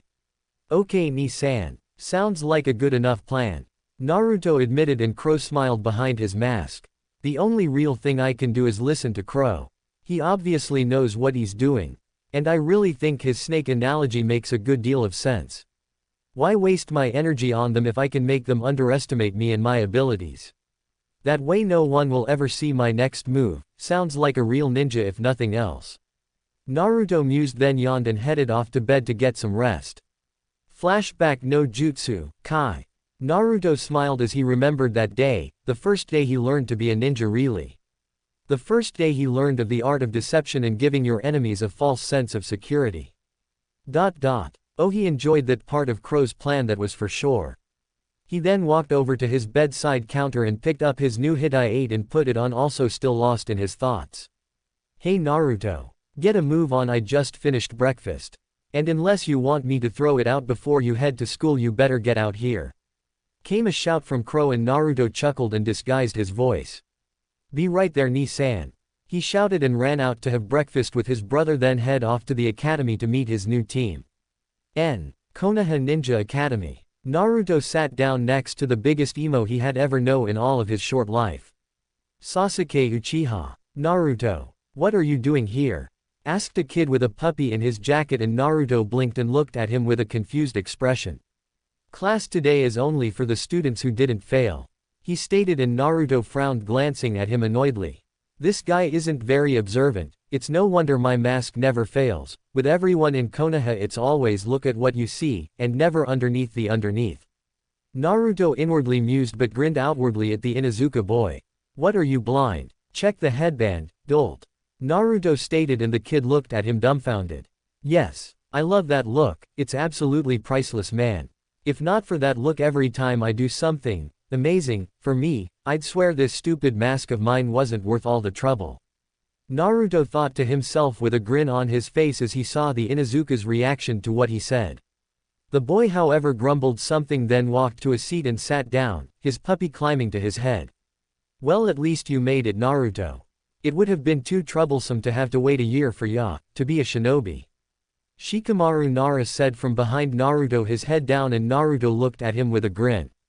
He was sitting down looking annoyed, his hair pulled up into a pineapple-shaped ponytail, a gray short-sleeved jacket over a netted shirt, his Hit-8 tied to his left upper arm, a pair of gray shinobi pants with a kunai holster on his right leg, and a pair of blue shinobi sandals. Shikamaru Nara, heir to the Nara family's shadow manipulation type jutsu and the living shadow, Kekkei Genkai. He's a lazy who has to be truly the most sleepy guy in all of Konoha. His hobbies are playing shogi and watching the clouds. Crow tried to teach him some things, but instead he just had me play shogi with him so I could develop my tactics a bit more. Of course he's so lazy he wasn't even interested in telling others my secret, saying it would be too troublesome. Naruto thought to himself silently. Shikamaru was also one of the only people besides Crow to actually know what he was really like. He was also one of Naruto's very best friends. Sheesh, Shikamaru, have more faith in me will you? Naruto said with a smirk to his friend, who smirked back at him. Shikamaru then yawned and laid his head down, closing his eyes, and Naruto snickered as the laziest ninja ever went to bed by land. Hey Naruto. You up for Ikaraku after class? Hey, is that a new coat? Asked a chubby boy who was actually pretty fat in reality but hurt anyone who said that, while he munched on some potato chips. His name is Choji Akamichi and he is another of the few people like Shikamaru who knows Naruto's secret. He is indeed fat with a pair of swirls on his cheeks, silver earrings like Shikamaru, and beady eyes. He wears a white t-shirt that has a red kanji for eat on it, a green jacket and pale blue-gray scarf over it, a pair of dark gray shinobi pants with his kunai pouch on his right thigh, blue shinobi sandals, wrappings around his hands, and his headband was designed so his brown hair came out of the sides. Sure Choji, but we can't stay long. Crow wants me and my training partners in early today, for some last-minute training. And yeah, figured I might as well wear a new one for a nice change of pace. Naruto said, and Choji nodded with a small frown on his face as he went back to eating his bag of chips. Naruto then brought another of his self-proclaimed Naruto files up on Choji and smirked. Choji Akamichi, he's a nice guy and he, myself, Ino, and Shikamaru have been friends for a long time now. He's also the heir to the Akamichi family and its own Kekkei Genkai of stored energy. This is where they eat mountains of food and while gaining fat, it converts itself into chakra for some of their strongest attacks. Choji is the only member of our little group who doesn't want training from Crow besides Shikamaru. He says it's cause he doesn't like to hold back and I can respect that about him. He's honest about everything, whether it's his skills or his opinions. Naruto mused to himself, then blinked and looked around the room. So where's Ino? She not make the cut or what? Naruto asked and Shikamaru nodded to the door while Choji was busy with his chips. Ino was coming in with Sakura and they were both talking about their respective crush happily. Ino Yamanaka is a pretty pale blonde girl with pupilless blue eyes and a lithe figure. She wore a purple top that looked to have a scarf attached to it with 3 rings in it, a purple skirt with slits down the sides, her hitai wrapped around her waist like a belt, arm warmers of the same design of Sasuke, blue shinobi sandals, and wrappings under most of her clothing. She always kept her hair in a high ponytail, some of her bangs curving down her right cheek. Sakura Haruno, she was cute. Though Naruto personally believed she was way too violent. She had long pink hair with her hitai holding some of it back, emerald green eyes, and a figure similar to Ino's only less curvy. She wore a red somewhat Chinese-looking dress that had a circle on the back and upper arms and slits down her thighs, a pair of tight black shorts with her kunai holster on her right leg, and blue shinobi sandals. Naruto knew both of them, Ino more so than Sakura, though that was only because Ino often visited Crow while Sakura tried to catch Sasuke. Ino Yamanaka, heir to the Yamanaka clan family's secret techniques, and their loose persona, Kekkei Genkai, not to mention Crow's #1 fangirl. She personally doesn't dislike me and we've managed to have a somewhat friendship through her wanting to be my friend to get to Crow. This at least has given us some knowledge on one another and has also let me and Crow tell her about who I really am. Her specialty is mostly in her family's secret jutsu and some basic ninjutsu. She's just as physically trained as me or Hinata thanks to Ni-san, so basically she can kick any body as if they fuck with her. Naruto thought to himself, then looked to the other girl silently, bringing up what little info he had on her. Sakura Haruno, she's cute. Her forehead is somewhat larger than normal, but it's not ugly like some people seem to think. She has a temper problem, however, as I remember when she would constantly beat me up for sitting next to Sasuke a few years back. Of course that soon stopped when I mentioned the other seat beside of him was free. Her main strength is her immense intellect and knowledge of jutsu theory. Her weakness is that she's so into Sasuke that she hasn't trained and instead has made herself skinny by not eating enough, thus she's physically pretty weak. Naruto thought to himself as Sakura looked at Sasuke with adoring eyes and he rolled his. Move it, Naruto. I need to get around you. Sakura stated to Naruto, who rolled his eyes. Today Sasuke must have decided to sit too close to the edge so he'd have to move or listen to Sakura's Banshee Whale no Jutsu, which no one in the class wanted. Yeah, Sakura. Naruto muttered and moved out of her way, annoyed enough by her grating voice as Ino looked apologetically to him. Naruto took his seat back as Sakura happily sat next to the brooding Uchiha kid while some of the girls in the back glare at her, and Naruto pulled up another of his mental files out on the dark kid. Sasuke Uchiha, last of his clan, the major heartthrob to the girls of the class, and the heir to the Sharingan, or otherwise known as the Mirror Wheel Eye. He's skilled in taijutsu and ninjutsu, but his genjutsu really needs some work. He's trained all his life, but as far as I know he doesn't seem like much of a threat at the moment. Krovu has admitted he can only use supplementary jutsu, due to the fact chakra can't go any further than an inch off his skin, could even take him. Of course that's not saying much. Kro can take me, Ino, and Hinata with only minor difficulty, for crying out loud. Naruto thought to himself, then smirked as he examined Sasuke, or rather his outward appearance. Sasuke Uchiha always has one of three looks on his face: annoyed, brooding, and last was smirking at your inferiority. He has black spiky hair in the exact same style as Kro and vice versa. His eyes are black like most Uchiha were, his skin is pale, and he seems to train quite a bit. He wears a blue short-sleeved high-collared shirt with a fan symbol on the back, arm warmers, a pair of white shorts with his kunai holster on his right leg, wrappings around his lower legs, and a pair of blue shinobi sandals over his feet. At one point Ino and Sakura had both had a crush on Sasuke, which soon led to them fighting over Sasuke and ending their friendship, but Kro had intervened with that, not wanting to see friends fighting with one another over a boy. Naruto smirked as he remembered that encounter Kro had told him about. Ino was actually glad that Kro had managed to set her and Sakura straight back when he did. Otherwise she was sure their friendship wouldn't have come back anytime soon. She really did prefer having her best friend and no malice between them, even if she did still call her names sometimes. Ino sighed as she remembered the day that Kro came and gave them back their friendship.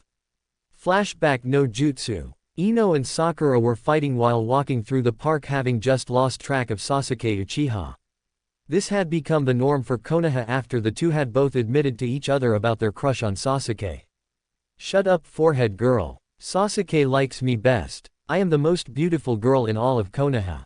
The blonde told the pink-haired girl smugly, and Sakura bristled, glaring at her former blonde friend. No, you shut up, Ino pig. Sasuke would like me more than a blonde bimbo like you. Sakura shouted, and both didn't notice as a certain bandaged young man was walking by them while reading his little orange book. The two girls looked like they were about to go at one another's throats, but were grabbed from the side. Kro saw this, then inwardly groaned. He hated when friends were turned into enemies because of something as trivial as a crush. Now why are you two fighting? The masked boy inquired, his book hidden away, his eyes out in the open and staring at the two unblinkingly. The two girls turned, and promptly forgot their fight as soon as they saw those mismatched snake-like eyes. Both shivered seeing the eyes.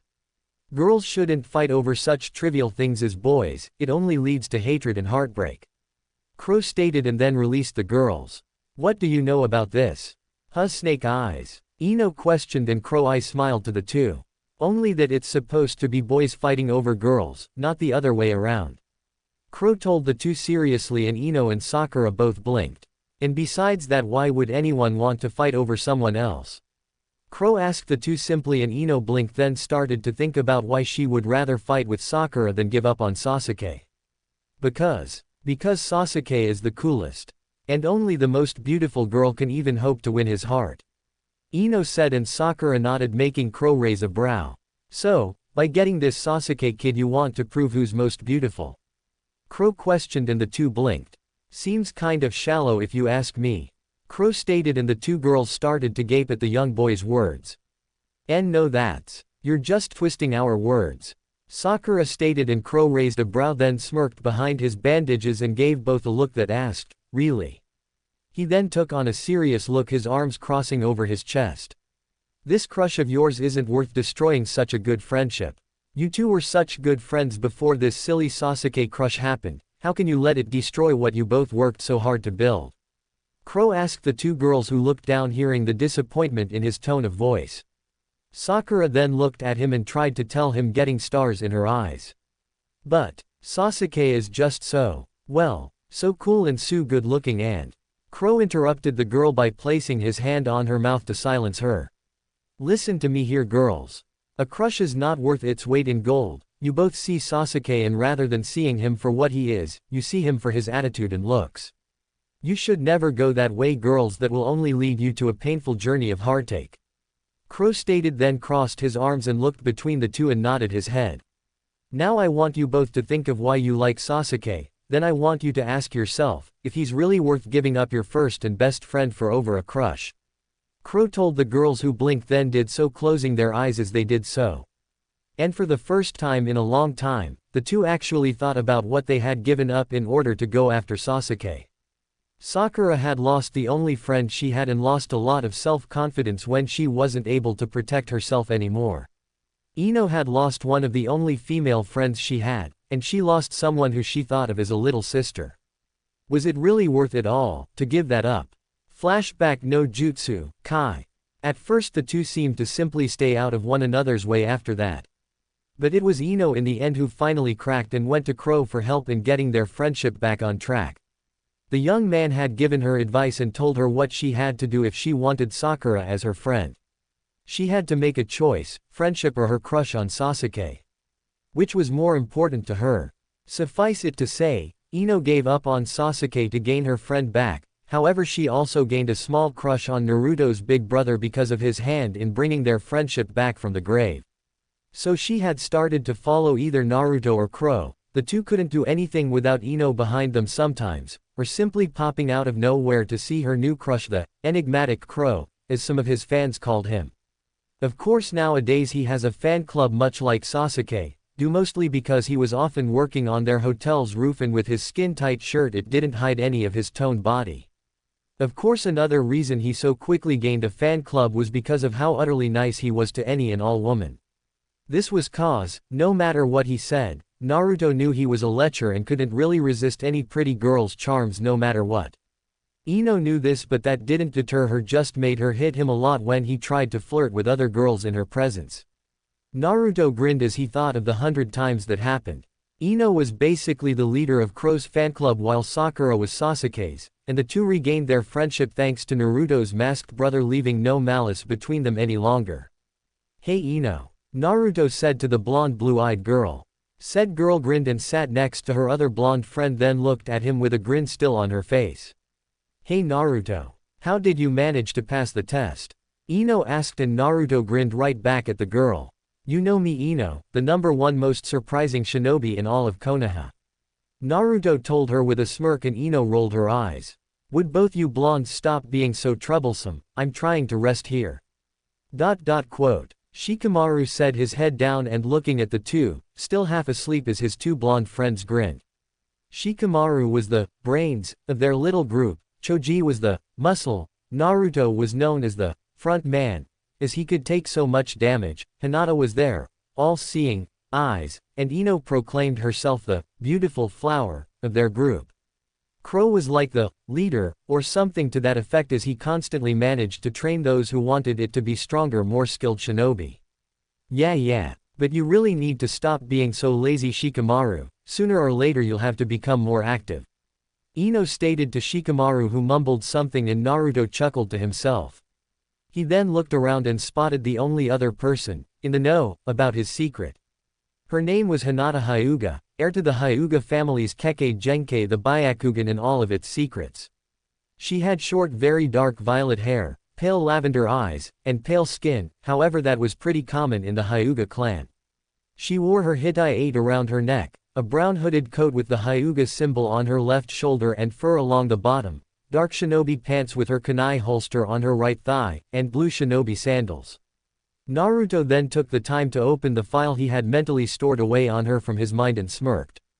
Hinata Hyuga, she seems really shy on the surface and was before Crow had a talk with her a few years back. She took a 180 after that and can hold her own in a fight now. She's not completely over her shyness of course, but she's not as bad as when I first met her. The fighting style Crow taught her was heavy on chakra manipulation and defensive moves to go with her gentle fist style taijutsu.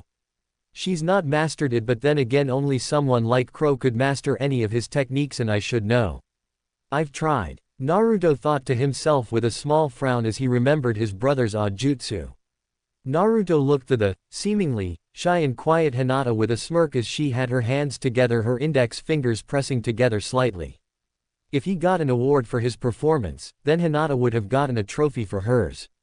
She hadn't been very shy since Crow's talk with her all those years ago. Naruto did wonder what they talked about, but Crow always said it was personal and if Hinata wanted him to know he'd have to ask her. Hinata on the other hand vividly remembered what Crow did and said for her. In fact, he was the entire reason she was as strong as she was, especially seeing as her father no longer tried to help or train her. She also loved being able to be around her, inspiration, aka Naruto. Even after she found out Naruto always held back, she found a reason to admire him, some of the reasons being his humble attitude, and his caring and loyal nature towards his friends. Hinata smiled as she thought of Naruto, then she thought of the day she met Crow and learned how truly strong she could be if she put her mind to it. Flashback no jutsu. So anyways, I was thinking Crow, why can't we combine the chakra shell with an element or something? Naruto questioned as he and Crow walked down the street, the older boy's head starting to hurt because of that idea. It had been 2 years since Crow came to Konoha and no one wanted to get on the bad side of Naruto's, Ni-san, for fear of being disintegrated like any of the unlucky fools who attacked them. Ototo, the reason that would be bad, is because of the reason I almost didn't teach you the chakra shell jutsu in the first place. Too much chakra combined with an element and you have the very likely chance of having yourself be ripped apart by the shell exploding. Crow stated and Naruto blinked then grimaced. Oh, right. I forgot that. I'm so used to the chakra shell that it's just become second nature for me to use it. Naruto said and Crow nodded his head slowly then suddenly stopped completely. Something the matter, Ni-san? Naruto questioned, stopping to look at Crow who shook his head. Nah, you go on ahead to Ichiraku and I'll meet you there. He stated and Naruto shrugged and then walked to the Ichiraku ramen shop with a small smile on his face. Crow then turned and crossed his arms over his chest while looking at a nearby tree. Alright, come out or the tree's going down. Crow stated and a young 8 years old Hinata Hyuga looked out from behind the tree shyly. Crow blinked seeing the Hyuga girl and raised a brow. Weren't all Hyuga supposed to be stuck-up pricks with a stick lodged up their butts? And if so, then where did this Hyuga come from? I'm sorry. I didn't mean to follow you. The young girl stuttered and Crow blinked then walked over to her. He saw as she closed her eyes and then seemed to shake and his eyes narrowed dangerously. Shy and fearful, whenever someone comes near her she visibly flinches or outright closes her eyes. This is usually somewhat similar to when a person is abused for failure or butting into others' business. There's a bruise on her leg that resembles a hand, meaning that she must have been hit there pretty hard or grabbed roughly. She carries herself in a slump, signifying she's very depressed. Crow thought a frown coming to his face under his bandages.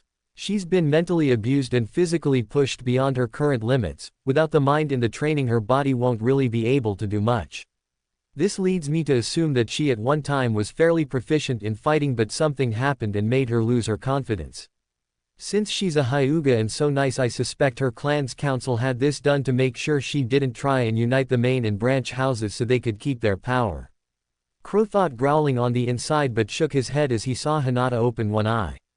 Now what's your name? Crow asked with an eye smile and little Hinata blinked. Hinata Hyuga. Hinata stuttered and Crow nodded his head. Tell me, Hinata, would you like to be strong? Crow questioned pleasantly and Hinata looked down to the ground. I could never be strong. I'm just a weakling.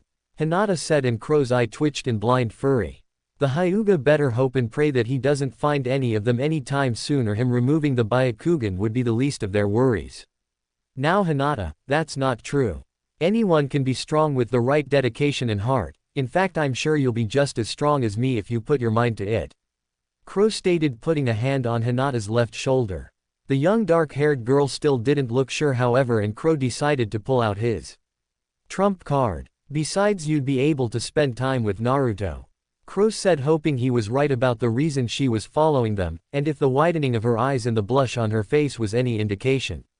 Oh okay, she said, and Crow couldn't help but grin as he nodded and told Hinata to meet him at Naruto's place the next day for training. Flashback no jutsu, Kai. Of course Crow knew about her crush, and actually tried to help her with her stutter and shy nature. They'd managed to get it to a point where she only did that when she was excited or around Naruto. How Crow did this was unknown, as she still acted like she was weak and nervous around her clan. Only her few friends knew about her true skills. Now why would she do this is a question many would ask. Her answer is because she doesn't want her sister Hanabi to have to end up in the branch family and have the caged bird seal put on her if she can help it at least. Naruto sighed as he laid his head halfway down till he smiled. His closest friends all managed to pass the test, that was good. Then he looked around at the others who had managed to pass the test. One was a boy, tan skin, beady slit-like eyes, and red triangle marks painted on her cheeks. He was in a gray hooded coat that had fur lining it, with brown shinobi pants with his kunai holster on his right thigh, his hitai around his head, and blue shinobi sandals. This boy was Kiba Inuzuka, someone Naruto sometimes would escape class with and pull pranks out through the city. The boy was currently leaning forward, his eyes closed, and a puppy with cream-colored fur was on his head looking around. Kiba Inuzuka, heir to the Inuzuka clan's secrets and their Kekkei Genkei of wild speak. He's a pretty cool guy unless you get on his bad side, which is pretty easy with his short temper. He and I have been pranking the school for years now and he always gets a kick out of it. He's proficient in taijutsu, but his genjutsu and ninjutsu need a little work, and he defenantly needs to learn some strategy or else he might end dead against someone who uses his head. Naruto mused to himself, then looked at the shadowed corner of the room where a strange boy was sitting, a small bug on his finger. He was Shino Aburame. He had brown spiky hair with his hitai around his forehead, dark sunglasses covering his eyes, and wears a gray jacket that covered the bottom half of his face from view, a pair of brown ninja pants, his kunai holster on his right thigh, and a pair of blue shinobi sandals. Shino Aburame, heir to the Aburame clan and their bug contract, Kekkei Genkei, which basically makes them all into a living bug nest. Kind of gross but exceptionally useful in battle if you want to attack your enemies without getting too close. Shino is pretty quiet and unlike the others never boasts how tough he is. In fact, I haven't heard him say one complete sentence in all the time I've known him. Naruto thought to himself, slightly annoyed about not knowing anything more about Shino despite himself being excellent at information retrieval. Naruto however shook his head and looked at the last three people worth noticing remaining in class. The first was Kairi Inuzuka. She had shoulder-length burnt red hair, green eyes, and purple rectangle marks on each of her cheeks. She wears a gray sleeveless GI top without the sleeves and ends at her mid-thigh to act like a skirt. A black and red obi was tied around her waist to hold it down on her slim waist, a brown leather belt over that with her shuriken holster on the side, a pair of black wristbands with steel plates over the top of each, bandages around her hands and forearms underneath them, a pair of black stockings that reached to her mid-thigh and didn't have toes, a pair of black shinobi sandals with metal at the back of her heels, and a sword strapped to her belt. Kairi Inuzuka, one of the premier, kunoichi 3, of the class, her specialty is in taijutsu and kenjutsu. Her weakness is her limited ability in dispelling and using genjutsus, much like myself. She's nice to everyone unlike her cousin Kiba, who sometimes talks like he's better than everyone else. She's also one of the only, non-fangirl, kunoichi in the entire class and actually works to be a good shinobi. I only know her in passing, but what I do know is that she doesn't have a dog unlike the rest of her family, as apparently only the Inuzuka with red triangles on their face have an animal to fight with, the rest have to work with what they're given or a sword in her case. Naruto thought to himself with a nod, then looked to the girl beside of her to the right. This girl was Arisa Kurama. She had blonde choppy shoulder-length hair, pupilless blue eyes, and pale skin. She wore a fishnet shirt with a black jacket on over it, her hitai around her neck like Hinata, a pair of tight black shinobi shorts with her kunai holster on her right thigh, a black leather belt around her waist over her fishnet shirt, and black shinobi sandals. She looked like the kind of girl no one wanted to mess with if the fact she was glaring at some idiot attempting to hit on her was any indication. In fact, as Naruto watched her, he gulped as she used a genjutsu on him that made her look invisible so she wouldn't have to stand the boys' constant chatter anymore. Arisa Kurama, heir to the Kurama clan and their living illusions, Kekkei Genkai. Thanks to her Kekkei Genkai, she's able to flawlessly produce genjutsu and even cause real physical damage to the unlucky fools trapped in them. Besides being an expert in genjutsu, she's also proficient in medical jutsus and is the second member of the kunoichi 3. She's nice enough unless you fuck with her, and then she'll more than like kick your because she don't take anyone's shit. Sasuke actually likes her, she's so tough and hard to get to. I'll admit she's kinda pretty, but she absolutely hates guys like Sasuke and stays clear of him as much as she can. Besides that, I think she likes seeing people who belong together become a couple and even helps them using her illusions sometimes. Her clan is slowly dwindling to nothing, but Arisa wants to try and rebuild her clan back to its former glory by becoming a strong kunoichi. Naruto personally would rather not get into a fight with this particular girl. No matter how tough you were, if she used a genjutsu, he'd hate to be on the receiving end when it really happened. Naruto quickly shook his head, however, and looked to the girl on Kairi's left side, the final member of the kunoichi 3, and the most skilled ninjutsu user the school had seen in years, not to mention a childhood friend of Naruto's. Kasara Hatake. She had black eyes, spiky shoulder-length silver hair that covers her right eye, and pale skin. She wore her Hitai-8 around her head and a black face mask like her father Kakashi Hatake. A fishnet shirt under a green and red armored vest that cut off just above her navel, a pair of tight black shorts with a white skirt that had slits down the sides, and her kunai holster on her right thigh. A pair of belts were strapped around her chest in an X pattern and held a short tanto to her back. Black shinobi sandals that reached up to the middle of her shins and had bands holding them on tightly with metal plates on the back of each heel and wrappings around the top of her feet, and lastly armored bands were covering her forearms and her wrists. Naruto couldn't help but smile seeing his old friend looking bored as hell as she sat back in her seat staring out a window. Kasara Hatake, daughter of Kakashi Hatake, or Sharingan Kakashi, the man who copied 1,000 jutsus, and the final member of the kunoichi 3. Her main specialty is like her father, ninjutsu, but she's no slouch in taijutsu or genjutsu either. She's tomboyish, though I don't think she dresses like it, loves her dad but wishes he wasn't so lazy and would stop reading a certain orange book, is very confident without being full of herself, has a keen intellect and big heart, and is generally thought of to be the best kunoichi of our class, maybe the entire school. I have learned that she is also somewhat insecure about herself, as with a father like hers she's trying to live up to one hell of a legacy. Naruto nodded to himself, then sighed as he laid his chin on his arms and waited for their teacher Iruka to finally show up. Naruto closed his eyes and let himself listen to the people around him. Not much was going on besides the chatter of who would do what now that they were ninja. Naruto actually knew thanks to sneaking a look at the roster for the teams, so couldn't help but smirk. It was then that Iruka walked in and Naruto opened his eyes to watch him. "Alright everyone. I'd like to say it's been an honor to teach all of you. And that from this day forward you are no longer mere students of ninjutsu, but full-fledged shinobi. But among the ranks of the shinobi, you are mere novices, lowest of the low. Your greatest challenges still lie ahead of you," Iruka announced, and Naruto rolled his eyes. "The next step is the assignment of official duties to you all on behalf of our village. We will begin by dividing you all into 3-man teams, each of which will be mentored by a Junin, a more senior ninja." Iruka said, his arms behind his back as he gave out his speech, a small smile gracing his lips. "Who will guide and coach you as you become familiar with your various assignments?" Iruka announced, and several different thoughts ran through the different students of the class at that moment.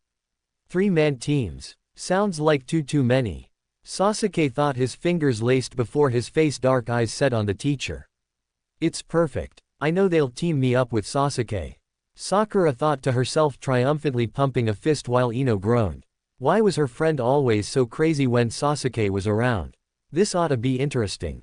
If my team are substandard like some of the idiots who passed, then maybe I can whip them into shape. Although I hope Kasara's on my team. Naruto thought to himself, eyes still half-lidded as he looked at Iruka boredly. Man, this is all just too troublesome. I already know they're gonna team me up with Ino and Choji. Shikamaru thought, then closed his eyes and started to sleep, having already seen the team roster when he got his license. I hope my teammates aren't like that Sasuke kid, he's such a pain-ass man. Orisa thought and growled as her left eye started to twitch at the mere thought of the Uchiha boy trying to rebuild his clan, with her as he always put it. Please, oh please, Kami-sama, let me be on Naruto's team. Hinata hoped with a small blush on her face. I hope I get to be on a team with some lovely ladies, oh yeah. Kiba hoped with a large grin, Akamaru wondering why his owner was doing so. Come on, just tell us the damn team lineup already. Ino thought, annoyed with the long speech Iruka had given out already. Finally, I'll get to show Dad I'm just as fine a ninja as him. Kasara vowed to herself, determined not to let down her father. If Kiba's on my team, I swear I'll kill him. He called me his bitch last week and I almost neutered him. If it wasn't for Sum, I swear I would have too. Then again, she said I could if he did that again. Kairi thought, her right eye twitching as her hand itched to take hold of her sword and cut off a piece of her cousin's anatomy. I wonder if Mom's making ribs or steak tonight. Choji wondered to himself thoughtfully while still eating from his bag of chips. Obviously, Shino's not much of a thinker or a talker. He just liked to mock everyone with his existence. Alright now class, I've made up each team to balance out each of its members' individual abilities. Iruka said, bringing out a notepad as the class roared with a loud what. Naruto tuned out Iruka after that and listened for one of the ninja he was sure would pass, although did hear Iruka say that only 30 were passing this year and that they expected less than half to make it to full-fledged genin. Next, Team 6, Kasara Hitaki, Orisa Kurama, and Kairi Inuzuka. Iruka announced, making Naruto realize they had kept the kunoichi 3 together, and Kiba stood up and slammed his fists into the table. Hey, what are you doing? They're the best 3 kunoichi in the entire school. And you're pairing them all together. How's that supposed to be even? Kiba demanded, and Naruto rolled his eyes. Was the mud really that dense? Iruka sighed and looked to the young Inuzuka boy, grimacing slightly as he hoped he would calm down or something if he made genin. Actually, Kiba, while they all did get top scores, each one of them is severely lacking in certain aspects that the other makes up for. So as it is, Kasara may be good at taijutsu and excellent at ninjutsu, Orisa is better at genjutsu and medical jutsu than her, and Kairi's better at ken and taijutsu than the others. Each one has their own individual skills that are off balance. In this formation they make a team that can go on all-around missions. Any type their team is made ready to be suited for it no matter what. Iruka explained, and Kiba muttered something and sat back down. Iruka sighed and then looked to his noteboard and read off the next team. Next, Team 7, Sakura Haruno, Naruto Uzumaki, and Sasuke Uchiha. Iruka said, and Sakura jumped for joy while Naruto wished he didn't have to be stuck with the fangirl and the guy with a stick shoved way up his butt. Next, Team 8, Hinata Hyuga, Kiba Inuzuka, and Shino Aburame. Iruka said, and Ino and Naruto both sent Hinata a pitying glance as Kiba literally jumped for joy. Hinata sunk into her arms and silently cursed Kami for doing this to her when she asked him to put her with Naruto. Shino was indifferent for now. Team 9 will carry on from last year, and last is Team 10, which will consist of Shikamaru Nara, Ino Yamanaka, and Choji Akamichi. Iruka said, and the Ino Shika Cho trio rolled their eyes. Shikamaru cause he already knew, Ino cause she figured that they were being put together like their dads, and Choji for the same reason as Ino. Okay, everyone. I'll be introducing your Junin instructors this afternoon at 4 o'clock. I suggest getting here a bit early as some of them like coming in a little too early. Until then, you're dismissed. Iruka said, smiling brightly, and Naruto sighed and got up. Hey, why are you wearing a new jacket, Dobi? Came a question from the brooding Uchiha, and Sakura blinked as she hadn't even paid any attention to that. Naruto inwardly sighed and opened his excuses for the things I do mental folder and then told him factly. Cause it's a nice jacket and I wanted to wear it when I became a shinobi. Also cause it has my Ni-san's clan symbol on the back. Naruto told Sasuke, and the brooding Uchiha simply grunted and got up to leave. I seriously need to find a way to remove whatever was shoved up his butt one of these days. Otherwise we're not going to last very long as a team. Naruto thought to himself, then walked out of the room. However before he felt a hand being placed on his shoulder and looked to his side to see Kasara standing there. So new jacket, and you're all quiet today, that's not like you Naruto. She stated and Naruto blinked before grinning brightly. Hey, that's not true, besides I'm only quiet cause I'm sleepy, I was up celebrating all night with Nii-san and forgot to go to bed early enough. Naruto explained and Kasara looked at him for a good while then shrugged. Whatever Naruto, it's none of my business. But if you ever need someone to talk to, my door's always open for a friend. Kasara said and Naruto couldn't help but smile as she walked out of the room. If I have a crush on anyone, it's that girl right there. She's smart, nice, kind, funny. He thought to himself and walked out of the room and then headed for Ichiraku to meet up with Choji, then head for Crow's training area all while in a daze really as he thought of a certain silver-haired kunoichi. Crow was in a crouched position and stalking an elusive prey, eyes focused ahead of himself, his target was directly ahead and unsuspecting. He grinned as his prey made its first mistake by turning, now he only needed to get a little closer and… Hey Nii-san, Naruto said and Crow fell to his face the young woman he had been stalking walking away with a thoughtful look on her pretty face. Chasing skirts again, Naruto asked crossing his arms as Ino and Hinata came from different directions. No, I was trying to. Never mind, now that you're all finally here, training can finally begin. Crow said while getting up then looked to Naruto. When do you guys got to be back at the school anyways? Naruto closed one eye thinking about it then sighed as he remembered what Iruka said to them. In about 3 hours, he stated flatly and Crow groaned loudly slapping his face. Great, he said sarcastically then shook his head and took on a serious posture. Let's get to the training ground then I'll think about what we need to do. Crow said and the group of 4 walked into the forest of death. Crow led them through the forest till they reached a clearing in the middle of some giant trees which Crow had found the same year he first arrived in Konoha. Alright, seeing as we've only got limited time and we probably won't be training together for a while so, no limiter seals for now, release them and we can begin. Crow stated and Naruto grinned widely. Really? Naruto asked excited and Crow nodded his head. Alright, Naruto shouted and then rolled up the sleeves of his jacket and removed his sandals. On his forearms and around his ankles were black marks, they were designed to look like chains of some sort on Naruto. Ino had the same thing only they looked more like vines with thorns on them. And Hinata's looked as though they were made of waves circling her wrists and ankles. The 3 then bit one of their fingers and spread the blood on one of the seals. Kai. They all said at once and the seals all seemed to break then started to travel to the point the blood was and then became a simple tattoo on each of them of different variations. Instantly Naruto jumped and reached at the least 4 feet into the air before falling back down and grinning like a madman. Oh yeah, I forgot how good it felt not to be restricted so much. Naruto stated happily and Hinata nodded her head. Ino was stretching out some as she always had the most trouble with that damn seal on. So what's the training today going to be Nii-san? Naruto asked his older brother who then looked to the sky and then at them. They all paled as they could almost see the evil insidious grin that he had on.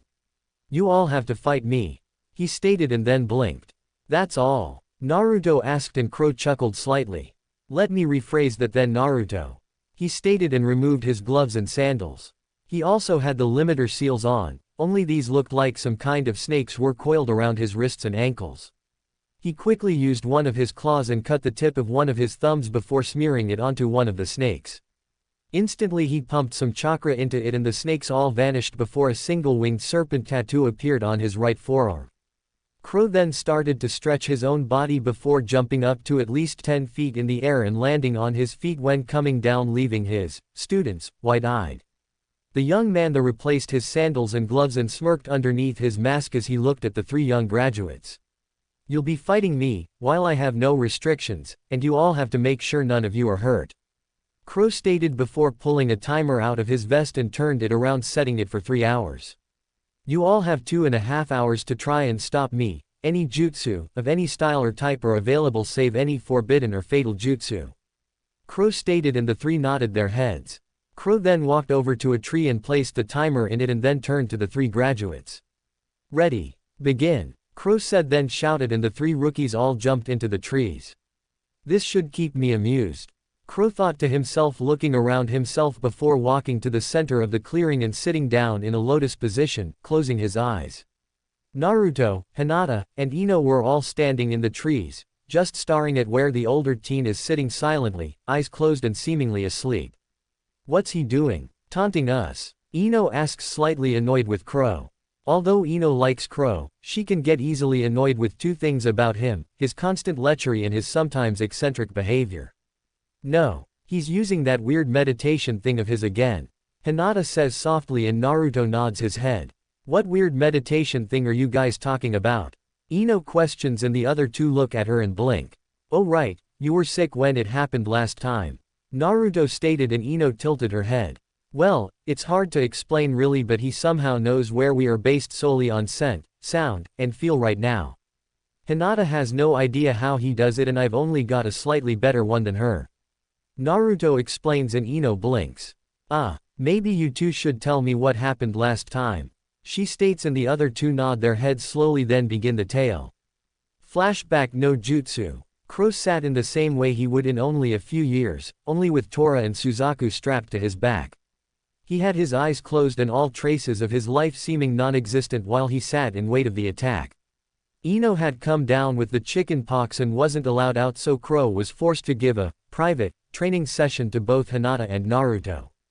His hands were forming minute seals that no normal human would be able to notice. The seals truly served no purpose other than to coax Naruto and Hinata to attack by making them think he would attempt a jutsu.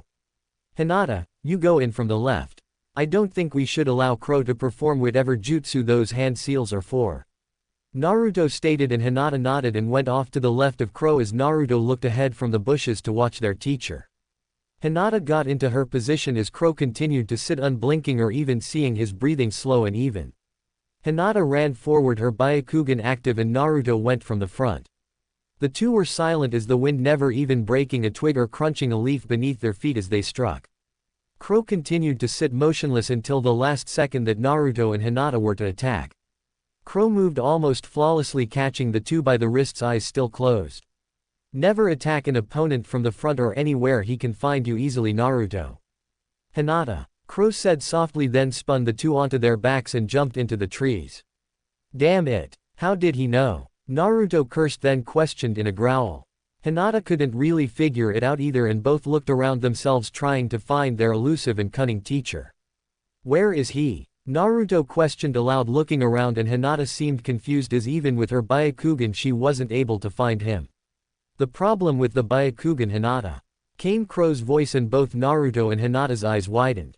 Crow stood behind and between the two, a sword at each of their throats. Is that no matter how powerful? It's still just sight. Still just a pair of eyes. Crow said and both the children were frozen to the spot. One wrong move, or even one twitch, and Crow could end their lives with a single move. And no matter how good they are, our eyes can always be fooled. Crow intoned darkly, his left eye staring at Hinata slightly before he turned his eyes to Naruto.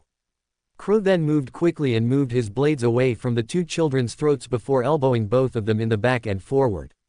The two turned quickly, ready to fight, but Crow was gone. How does he do that? Naruto wondered aloud, looking around with wide eyes, Hinata doing much the same. Why can't we see him? It's almost like he's the wind or something. Naruto muttered to himself and a chuckle came from the forest. Very good, Naruto. To be like the wind is what a ninja must truly be. Silently and deadly. Everywhere and nowhere. Without form or face. The epitome of true ninja skill is to be in and out without anyone knowing you were there before it is too late. Crow said and then chuckled lightly. But to do this one needs more than their eyes to fight or to escape. You must hear your enemy, smell them, and feel their presence without them finding you. Crow said and kicked Naruto from behind before vanishing once more. Naruto quickly stumbled back to his feet, looking around with wide eyes. Was Crow really this good? If so, then Naruto was certain he could, at the very least, be a chunin with these skills. Naruto. I can't find him. Hinata said worriedly, and Naruto looked around equally worried. Don't worry, Hinata, he can't hide forever. Naruto stated and then tried to think of a way to find Crow. He sighed and took a breath quickly, trying to calm down his erratic breathing so he could find Crow. He then closed his eyes and listened to the world around him. He heard the running water of a nearby stream. The slithering motions of a large snake to the north. Hinata's heart beat and erratic breathing. And then he heard something that sounded like the wind and his eyes snapped open as he leaned back and grabbed Crow around the waist. Excellent work, Naruto. Crow said simply, and Naruto released Crow and stood before him, the older teen chuckling lightly. You did well in figuring out what you had to do, Naruto. Assist Hinata with this and then we can all go back home. I don't think drawing out today's lesson is worth it without Ino here to catch the lesson also. Crow said simply before stretching and yawning loudly, before walking off, his hands behind his head. Sometimes I wonder about him and his mental health, Naruto. Hinata said dryly, and Naruto chuckled then sighed as he had to admit. Hinata may have a point. Flashback no jutsu. Kai. To say Ino was surprised would be a fierce understatement. The fact that Crow had beaten them wasn't all that surprising, but the fact he had found a blind spot in the Hyuga's prided Byakugan was. If word got out about a blind spot in the Byakugan, it would be really bad for Konoha. Ino quickly shook her head and looked to her two friends worriedly. Well, what do we do, Naruto? If he's using the same tactic as back then, do you think we can really catch him? Ino questioned, and Naruto closed his eyes and started to mumble to himself so softly Ino and Hinata wondered if he himself could hear it. Soon Naruto snapped, his eyes opened and grinned to himself. We can if we learn what the blind spot in the Byakugan is. He stated, and Ino and Hinata blinked. Crow said that it's not strength that beats a ninja, it's knowledge. If we know what he knows about the Byakugan, then we can anticipate where he'll come from to attack us. Naruto stated, and Ino and Hinata thought about it and nodded. Alright Hinata, you're going to go attack Crow while I send 2 shadow clones with you, one disguised as Ino so he won't realize what we're doing. Naruto explained, and Hinata nodded her head. She then put her hands together and closed her eyes, soon opening with them bulging slightly as her Kekkei Genkei awakened. Naruto then did the T-shaped hand seal and silently produced 2 clones. One of the clones then turned into Ino, and they all nodded as the 2 clones and Hinata lunged down from the trees towards Crow. The older boy heard the 3 footsteps coming from 3 sides and inwardly sighed. It was going to be a repeat of the last time if they did that. As soon as Hinata and the clones were within striking range, Crow vanished before their eyes. However, to Ino and Naruto it was a different story, as their jaws promptly dropped. The reason they hadn't seen Crow before wasn't because of a jutsu, at least not one that made him invisible. No, what had happened was he was somehow able to stay afloat in the air. Crow was currently jumping around above Hinata, seemingly stepping on nothing, while too high to be seen from Hinata's point thanks to the brightness of the sun in the sky. That was how Crow had done it. He found the Byakugan's one blind spot. The area in front of the sun. While in the air and at an angle near the sun, Crow would be practically invisible due to the fact that the brightness of the sun would blind even the Byakugan if looked at directly. However, why Crow would jump around while in the air was another story, and as Naruto focused not on Crow but his feet, he saw that reason. Every time Crow was in the air, he would crouch and seemingly jump off of nothing, remaining silent that way so Hinata nor the clones would be able to spot him. But if you were to look closely, you could see some form of silver stand under him, like some sort of chakra step, so he could remain in the air or even jump multiple times. Ingenious. Naruto muttered to himself, amazed, then watched as Crow narrowed his eyes and let himself fall down in between the clones and Hinata. Naruto and Ino both nodded and then kicked off and lunged for Crow. The said boy was just then attacking when he noticed that Hinata ducked and the Ino and Naruto that had been there went up in a puff of smoke. Kage Bunshin. How the hell did I forget about them? Nice work there, Ototo. I'll have to remember to teach you a few more of my jutsu tonight. Crow thought to himself and quickly jumped above Hinata as she swept out at Crow's legs. The masked boy then had to lean back as Naruto tried to punch him and felt a pair of feet grab his head. Shit. Ino's damn fling me with her feet thing. Crow mentally yelled as Ino had her hands on the ground and her feet were on the sides of Crow's head, holding him tightly as she then threw the older teen behind her and into a tree. Yes, we got him, Ino said as she landed on her feet, and Naruto grinned. Crow however wasn't so happy and grunted as he picked himself up and then pushed his goggles up away from his eyes to rest in front of his Hebungaku forehead protector. Naruto briefly shivered as he saw his brother's eyes. I once heard that looking into Orochimaru's snake-like eyes could cause a man to see his death. I wonder if it's the same with Crow. Naruto wondered to himself while Crow's eyes narrowed on him and the 2 girls. Alright, No more Mr. Nice Crow. Crow said with a low tone and closed his eyes. Blood cross eye, Level 1 analysis. Crow stated, opening his eyes as his Kekkei Genkei activated, and he analyzed his odds against the 3 young graduates and smirked. Let's do this then. And with that, Crow crouched and ran forward with great speed. The graduates quickly assumed defensive stances and Crow passed them to launch himself from a tree behind them and threw a punch at Naruto, who blocked, then tried to kick the older teen. Crow blocked the kick and then placed a foot on the ground as Hinata tried to use her Byakugan on him and flipped above Naruto, Hinata hitting the blonde by accident. Ino then ran at him while he was still in the air and tried to use a flying kick. But Crow used his chakra step and jumped higher into the air. Crow spread his arms wide to make some wind resistance as he floated above the 3 young graduates and then reached into his bag and tossed an orb to the ground.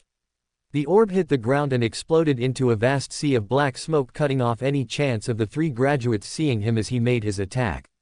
Crow then pulled his arms and legs close to his body and shot into the smoke, landing on his hands and feet like a cat. He quickly formed a few hand seals and smirked behind his mask. Kaiman Kai. Bloody Claw Jutsu. Crow called out and Naruto inwardly cursed and tried to stay calm to hear where Crow was going to come from. The reason for Naruto's anxiety was pretty much that the jutsu Crow was using was a part of his Bloody Claw taijutsu. Basically, it opened the first of what were called the 8 celestial gates, and made whoever was using it 5 times stronger and faster. Normally this would leave a person exhausted, but due to the fact that Crow always had a constant lock-up on most of his true strength, he was somehow able to regulate it to where he wouldn't become completely exhausted and would instead only lose half of his chakra supply. At the moment, only one other person could use this style of taijutsu, Ino. Crow had decided to teach it to her as she was more frontal and brutal than Hinata, who had the Iron Claw jutsu, a purely defensive variation of the Bloody Claw and more commonly known due to Crow having taught it to a few other people visiting from outside the village and wanting to be able to defend themselves. The theory behind the Steel Claw taijutsu style was to have a chakra shell encase your body to block out most of the physical force of any blow that hit the body. The style also seemed to block some low-level chakra-based attacks, so the Hyuga's Gentle Fist style taijutsu was less effective than normal. However, this was bad, as with this jutsu on Crow was nearly faster than light and could easily keep up with any Junin class ninja at the least. And as Naruto listened for his brother, he hoped he could feel him out and save whoever was his intended target. And luck was on his side, as he felt Crow then felt his target was Hinata again, and not because she was weak, rather because she was the most trouble with her Byakugan able to spot him. Naruto then lunged at Hinata and knocked her down, and Crow went over them and slid to a stop, his claws longer and his body glowing with silver chakra. Hinata, find Ino and get out from the smoke, I'll stay and take care of Crow. Naruto stated quietly as Crow lunged back into the fog at super speeds. Hinata nodded quickly and went to find Ino as Crow came at him with a haymaker, and the young ninja barely had the time to jump above the attack as Crow then spun and slid to a stop behind him before lunging at Naruto once more. Naruto ducked and performed a few hand seals, several clones appearing, and Crow cut through them with his claws like a hot knife through butter. Naruto flipped backwards, escaping from Crow's claws, and then growled lowly and performed a few more hand seals. Ninja Art, Chakra Shrapnel Jutsu. Naruto shouted, and cracks formed all over his body before the chakra shell exploded and sent a hail of sharp chakra blades everywhere. Crow cursed loudly and flipped, ducked, and dodged all of the blades as he could before watching as Naruto then appeared above him, a chakra shell still around him to protect from the blast of the one that he detonated, and Crow inwardly grinned. Now then, let's end this. Kaiten, Chakra Field Jutsu. Naruto shouted, and Crow blinked, then noticed that the chakra around him was in a condensed fog for a few seconds before igniting, and he covered his face and was sent flying out of the field of smoke and into the air. Naruto then came out of the smoke and ran up a tree as Ino and Hinata watched with apt anticipation to see if Naruto was finally going to beat Crow. However, it was not to be. Ninja Art, Flash Step. Crow shouted, and the silver chakra around him moved to the ground and pulled him with it in a silver flash, and Naruto's eyes bolted open. Now then, Crow said as he looked at Naruto, who cursed and flipped off the tree to land next to Ino and Hinata. Crow quickly performed several hand seals and held his left wrist with his right hand, plunging it into the ground as he did. Doden, Chakra Blade Jutsu. Crow shouted and pulled a sword made of solid rock out of the ground. Naruto groaned and he, Ino, and Hinata all did their own hand seals for their own jutsu as Crow ran at them with the heavy-looking sword of rock. Kage Bunshin no Jutsu. Naruto shouted as several clones appeared around him from plumes of smoke. Ninja Art, Steel Shell Jutsu. Hinata said as a chakra shell encased her body while she put her hands in an X across her chest. As she did, she gained a metal sheen to her skin and the rest of her body seemed to dull slightly. Kaiman Kai. Bloody Claw Jutsu. Ino shouted, and while not as skilled as Crow, she knew she could at